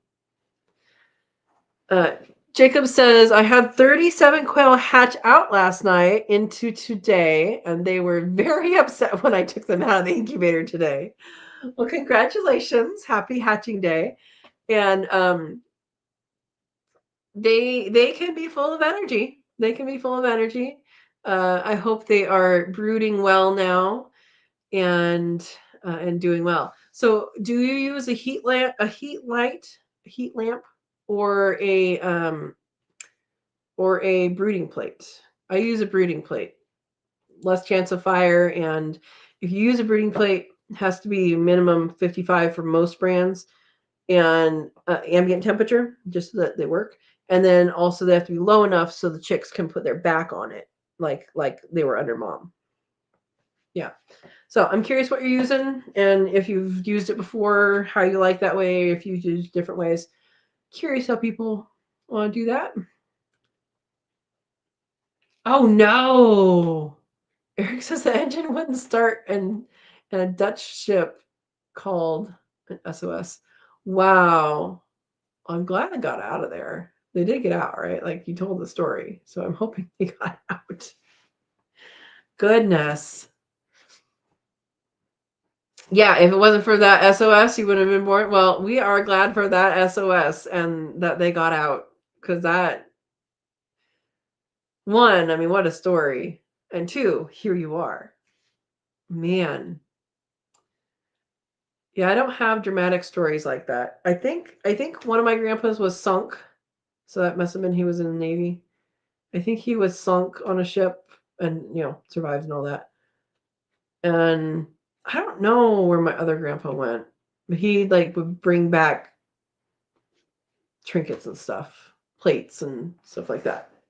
I think he was in Asia somewhere though, because he had brought back some Asian paintings and stuff. So I don't know.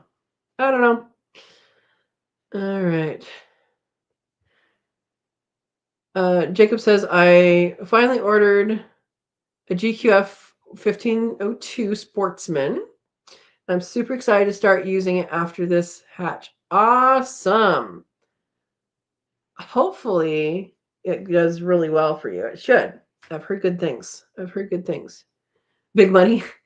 Yeah, Steve says I have a GQF, but it's at Andy's house.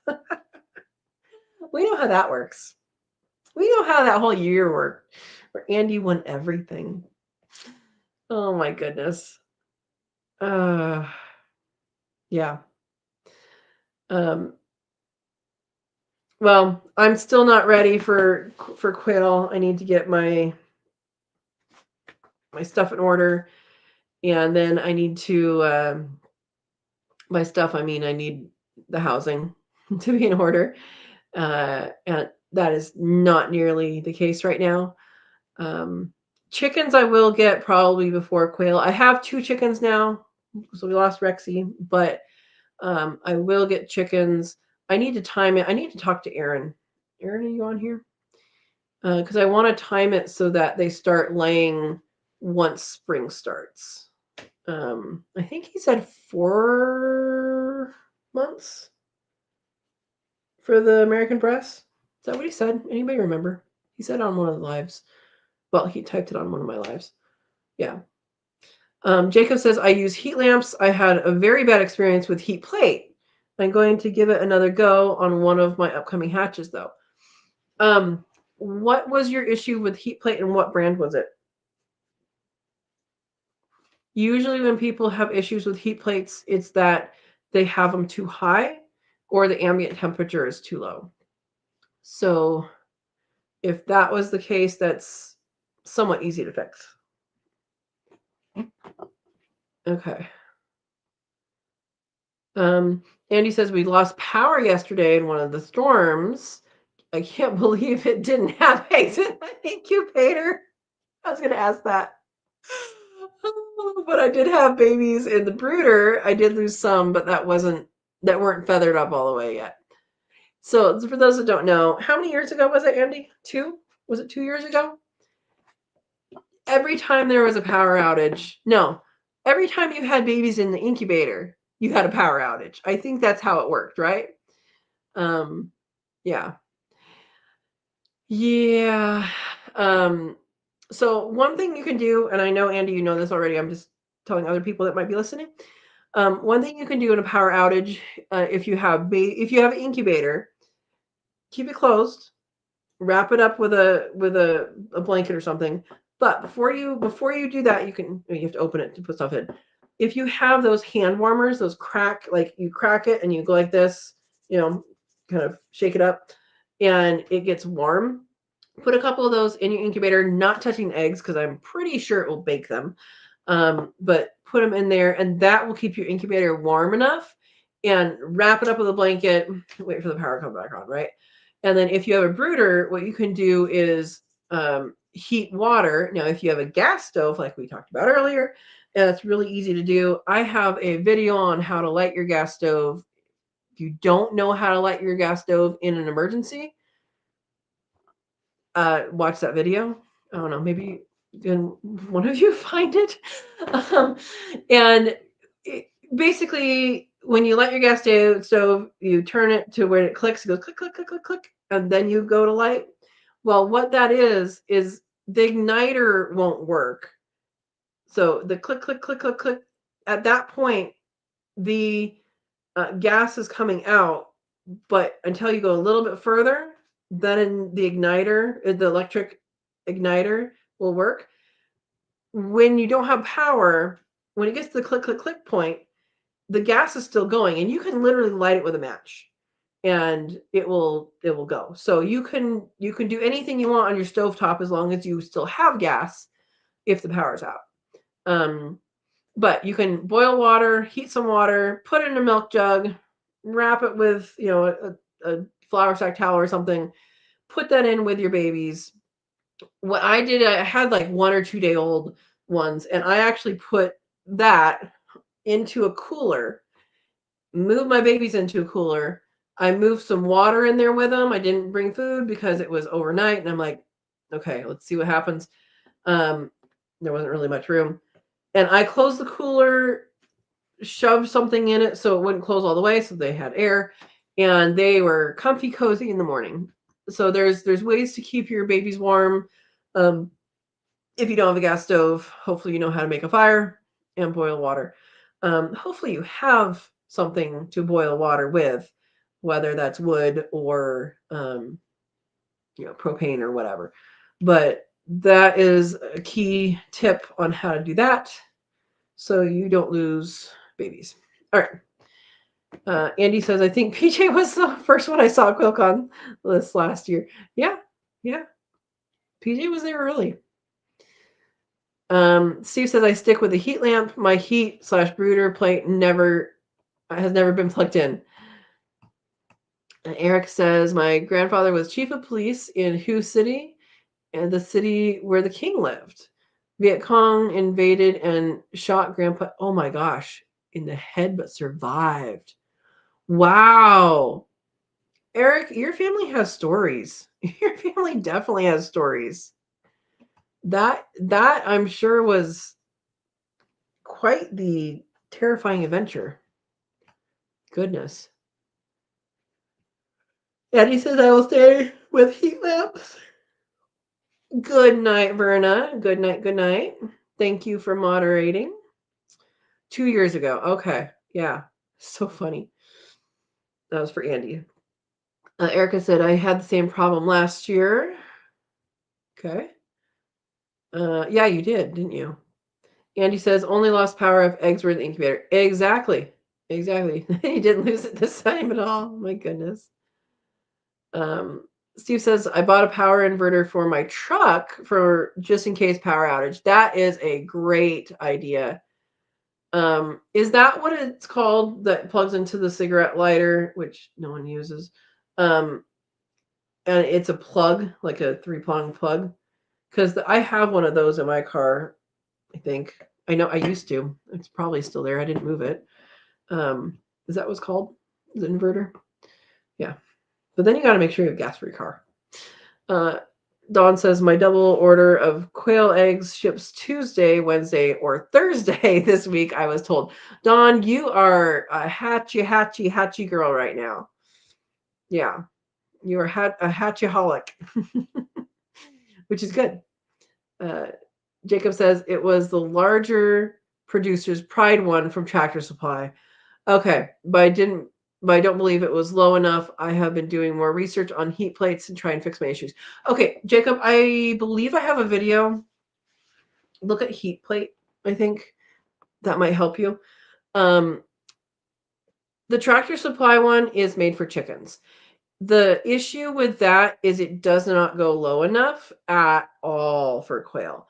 I have used it for quail, and the secret is you turn the feet upside down.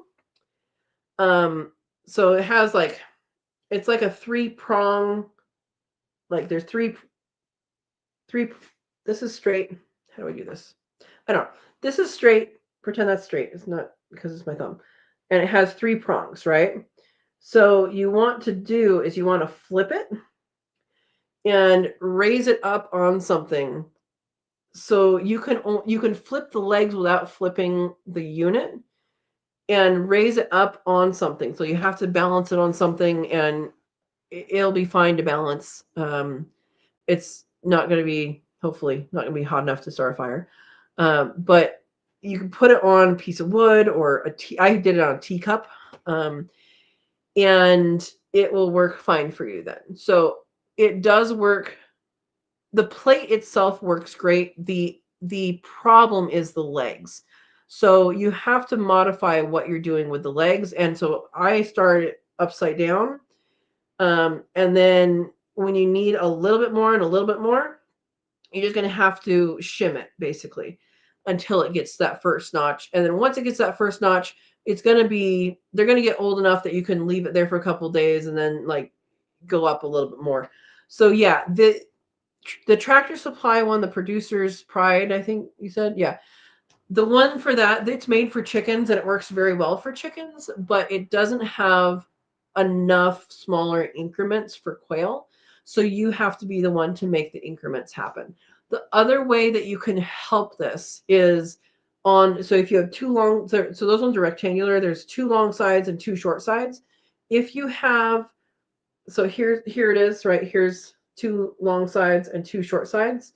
If you have it like that, where it's lower on one of the long sides and taller on the other side, that will give them a gradient that they can go from. So they can be warmer if they need to be warmer, cooler if they need to be cooler, and that way they can choose where they are. But I do recommend doing that on the long side so they have more area that's warm and more area that's less warm. So I totally get why you're like, no, I'm not doing that. But my recommendation is try it again. Just knowing that you have to modify how you're using the legs and you might have to shim it. And then also, Brencia makes a good one. And what's the other one? Rural something. Anybody know what the brand is I'm thinking of? If you watch my video, you'll see what it is. It's rural something. Anyway, they both are very good. And the Brencia one takes longer to heat up. And the other one doesn't take long at all. So the Brencia needs like a warm-up period. It will feel like it's not working, but it will if you give it a warm-up period. At least the one I have. Yeah. But both of those work, and you can do that graduated where you have it like this, and then you move it up a little bit, and you move it up a little bit. It's like it's not level. You just move it up like that. Yeah. So for sure, I totally get why that failed on you, because it's made for chickens. Yeah. They did not make it with quail in mind. Hot Point, this is Steve. Hot Point, owned by GE, still makes an off-grid gas range, uses a 9-volt battery for the starter as opposed to electric. Interesting. Dawn says, I have a plug that came with my Verado that you plug the incubator into the car. Really? It just came with the unit. That is awesome. Oh, good night, Verna. Good night. I think I said that already, but yes. And good night, Dawn. Good night to you, Dawn. Yeah. Eric says it's hard to get these stories. My mom doesn't want to talk about the past. I totally understand that. Especially, she was experiencing it as well, which it sounds like she probably was. That she doesn't want to go to the past. That makes sense. Eric says, I wanted to get all the stories so I can produce my family's Vietnam movie. That would be good. Does she have any siblings that you could talk with? Because that would be another way. I mean, it would be a different story, but it would be, a different perspective of a story. Yeah, I get that though. If you're traumatized and you don't want to talk about it, that makes sense. Eric says, what do you call a round chicken nugget? A foul ball. Oh my goodness. Yeah. Steve says brooding quail first week. Oh, is that my YouTube video? Yeah, that's the setting up a brooder. Thank you for putting those links, Steve. Yeah. Ooh, that's a good idea. Don't know what the idea was, but messing with the legs probably. Hopefully just try it and it'll do good things. That is my instructions to you. Eric says, I ate 10 McNuggets yesterday for the first time in a long time. Oh, they actually sell crispy chicken strips with white meat, crispy sticks with a different sauce. Okay. That, I don't remember the last time I had chicken nuggets. I had chicken strips from Dairy Queen, yes, but not chicken nuggets. And you can walk without your cane. Awesome. You're going to physical therapy, UCLA Health. That is awesome, Eric. That is so awesome. I'm so glad you're progressing in that way. That's so awesome. Oh, your sisters don't know about the history. Yeah. That's what I was talking about. Aunts and uncles. It's her sisters and brothers, if she has any. Yeah. Hello, Jennifer. Welcome. Yeah, Jacob, flipping the legs. So I ended up doing this because I had the same issue you did, except for I kind of got ahead of it, before you did, basically. But yeah, those birds, it needs to be low enough that they can put their back on it. And And for quail are not that tall. So for quail, it's gonna be like that much, right? They need to get under there and go, oh, I'm gonna put my back up. And yeah, yeah. Um, Thinking outside the box when it comes to quail is a good thing because a lot of things are not made for quail. Like there's more things made for quail now than before, but it's still mostly a chicken world. It's a chicken world. So yeah, yeah. Flipping the legs. Yeah, that was the solution I came up with and it seemed to work and it is frustrating and it will continue to be frustrating, but I really do like brooding plates. I really do.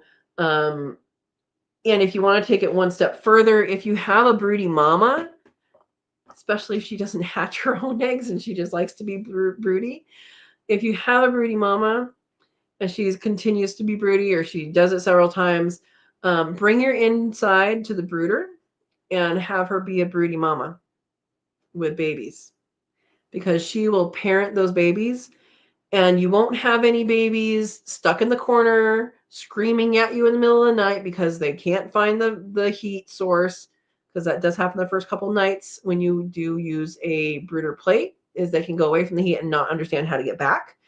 But with a mama, she'll go in there, she'll round them up, she'll tell them to shush, shush, you do not need to yell right now. And I had one like that as well. So if you want to watch that video, you can look up Nana. I don't remember what the whole title is, but Nana is in that title. And I tell you what, it was such a great, fantastic thing to do, is to have my Nana. And then what I did between batches is I just kept one of the babies in there with her when it grew up, a female. And I kept a female with her so she wasn't lonely. And she just lived in there. Now, I could probably return her into the rest of the cubby. I didn't do that. She was getting old. She ended up, I think she brooded 3 or 4 batches for me, and she ended up passing. She was my oldest bird by a long shot, and my only female that crowed when she was little. So, and I know she did eggs because she laid eggs in the brooder. Yeah, but that's something to think about with quail. Is often they'll go broody if you have like an aviary. Often they'll go broody, but then often they won't hatch anything. So if you have one that's doing that, give her the opportunity of being a mom. You can either sneak babies under her at night. I've done that successfully.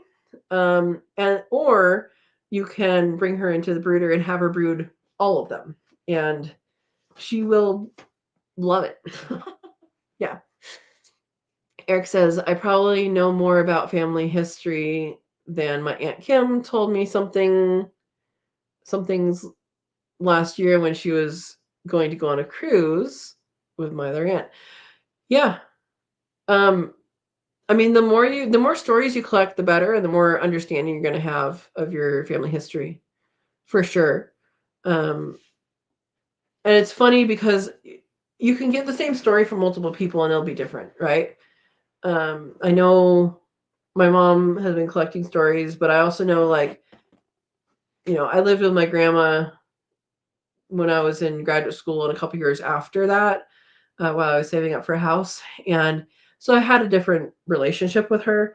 And some of the things she remembered was not necessarily what the rest of us thought. And so different stories. Yeah, kind of fun. Eric says, when I last lived in and worked in Saigon, Ho Chi Minh City, found a new uncle and his 2 daughters, my cousins. The new uncle was from granddad and not from my grandma. Okay. Okay. Not many relatives don't know the whole truth there. Well, yeah. Yeah. Thank you for the link, Steve. Broody Nana in the brooder. Yeah, Nana was such a fun girl. She she perked up as soon as I put her in there, and she's like, "I have babies. I have babies. Babies, you're being loud. Shush. You do not mean to be loud. Why are you being loud?" It was really funny. Yeah. Yeah. Jennifer says, "Do you have a video on how to process a chicken, then cut it up?" I do not.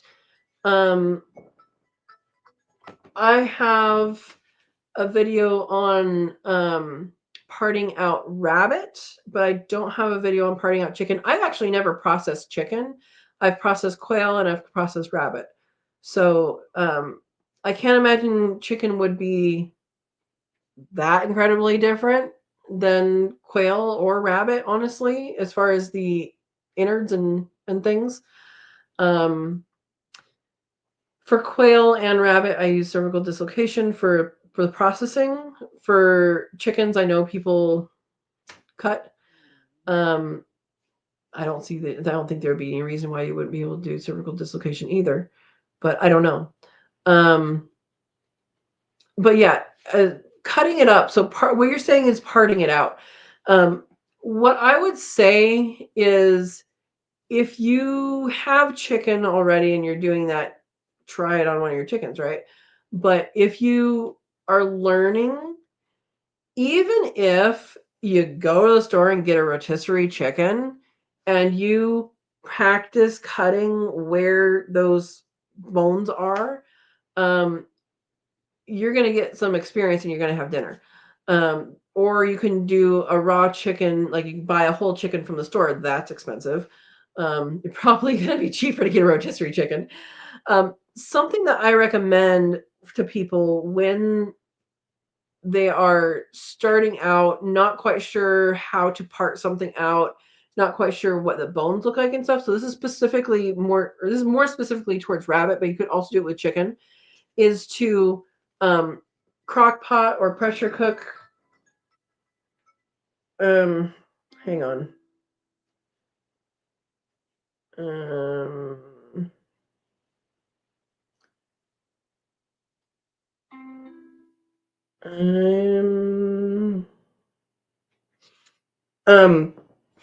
And that, when you do that, you can take the meat off the bones and see what the bones look like. So I recommend watching some old videos, and it's under rabbits. It's also under the Cook With Me playlist, but it's parting out a rabbit, and I talk about what to look for in that, and it's going to probably be fairly similar for chicken. Not the wing part, but the leg part is going to be pretty similar, because rabbits don't have wings, but they have very similar bones, not similar bone structures. All the bone structures are there, they're just slightly different.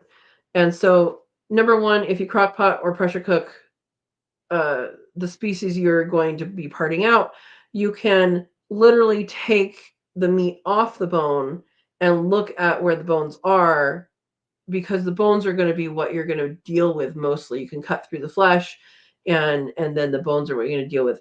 Now, if it's a ball and joint, so you have a ball and that, and this moves like this, right? What you can do is you can hyperextend that and go pop, and it'll pop, and then you can cut right in between. And that's what I mean by looking at the bones and seeing where the bones are. You can also look online and look at a chicken skeleton or something. But that's what I would recommend doing, is watching that parting out video for rabbits. And somebody has got to have a parting out video for chicken, I'm sure. I mean, it's internet, it's there, but I don't have one because I haven't done that. I mean, I have done it, but I haven't done it on chickens that I raise. So hopefully that helps. Hopefully. All right. Yeah, Steve says to Eric, they weren't on that boat. That's true. Different uncles. Yeah. Shawnee's here. Welcome, Shawnee. Good evening, everyone. Good evening. Man, we are going overtime. All right. Eric says, Uncle Phil, who was also on the boat with my dad. Okay. Uncle Kim is the mystery guy. Grandpa wanted to find him, and she didn't care. He was not her son. That is good. Family. So hopefully everything's good. Yeah, hopefully everything's good. Hopefully you get your stories and all of that, and memories for Memorial Day and Memorial time and all of that. Eric says, my dad told me when my grandmother was traveling to Essignore and away from home, leaving my granddad, fulfilling a request from a woman with no kids. So grandpa was doing good deed. Okay. Andy says, does Chris from Slightly Redneck have a chicken butchering video? He has a chicken butchering video. Thank you for saying that, because I completely forgot that. He has a couple of them. Yeah, he does have a chicken butchering video. When they did evisceration. Did they part it out? I don't remember if they parted it out. I know they did evisceration on there, which basically is just grab everything, pull it out. In case you're wondering, that's how you got something. You pull out the guts. And then Steve put a video. I don't know who that is, but if it's a good video, it's a good video. Yeah. Thank you. Yeah, so that'll help. Yeah, watch Chris's so Chris is with slightly rednecked. He raises chickens for meat. I think he does it most years. He doesn't do it every year, but he does it most years, and he does show. You can't show the actual, but he does show the process. I have one showing quail. It doesn't show the, but it shows process, and I don't have one. I don't have one with rabbits in the video, but I do have the parting out and getting the most meat off. Yeah. Eric says Uncle Kim was weird and wanting. Oh, okay. Yeah, there you go. All right. Well, I was just about ready to sign off here, and Shawnee came on. So, Shawnee, do you have any questions or comments before I head off? We talked about a bunch of stuff today, and yeah, let me know. Thank you for the link, Steve. Yeah. I'll give you a little bit to answer. We went through a lot of stuff. Erica says, for the Huffenfesser, the simply recipes, rabbit stew is the closest I can find to what Mom made. Erica, would you mind sending me a link to the website? Not website, to the email?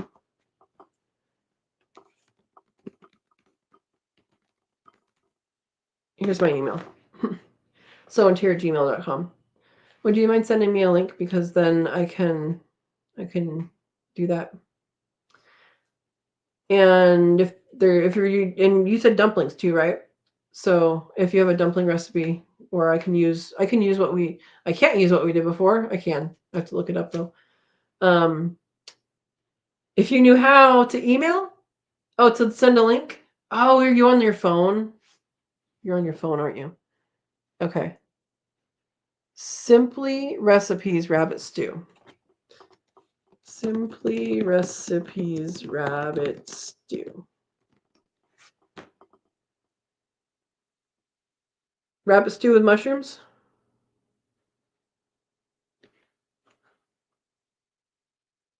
Oh, that has wine. At least has wine. I'm not doing wine. Okay, I'll figure it out. I will figure it out. Okay. Okay. We'll do that one, and I will figure out an alternative to alcohol, because I'm not doing that. I'll figure it out though. All right. Cool. Eric says, when I get back to normal and can walk again, I'll take my mom back to Hugh City where she grew up. That would be wonderful. She would love that. I'm sure she would love that. Yeah, it'd be awesome. Awesome, awesome. Okay. Never use one. Yeah. There are dozens of variations. Exactly. No, I know. That's why I wanted if so Erica suggested that we make this our last Cook With Me live. And oh, it does give alternatives. Good. Good, good. Yeah, I don't do anything with alcohol. I'm against alcohol. Hey. Um, but yeah, Erica asked if we could do this next time. And so I'm like, give me a recipe. Okay, we will do that then. I'll take a look at that one and I'll put that out. Probably sometime this week is when I need to do it, right? That gives us a weekend. I think so. Okay. All right. Thank you, Eric, for the super sticker. And yeah, I hope you get your family history written down at least. I mean, it might be worth it to when you talk with people to take a recording and you ask them to just record their history, whether it's a voice recording or a video, because that would be a good thing to do.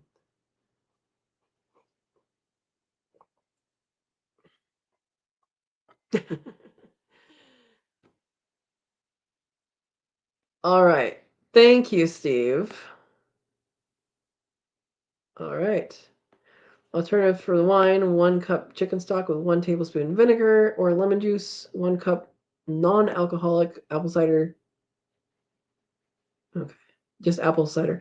Yeah. So I real quick before I leave. I'm not an alcohol person. I know there's alcohol in a lot of dishes. So yes, I do know it burns off in most cases. That's not the part that I yeah. It's industry. And the effects. And I was actually at an event that had a wine person, not a sommelier, but a wine person, that was there with their winery. And I asked him, I said, okay, so what are the properties that make what are the properties? Why would you use wine in a recipe? And he said, honestly, you can substitute any fruit juice, anything acidic, would, as long as the flavor melded well.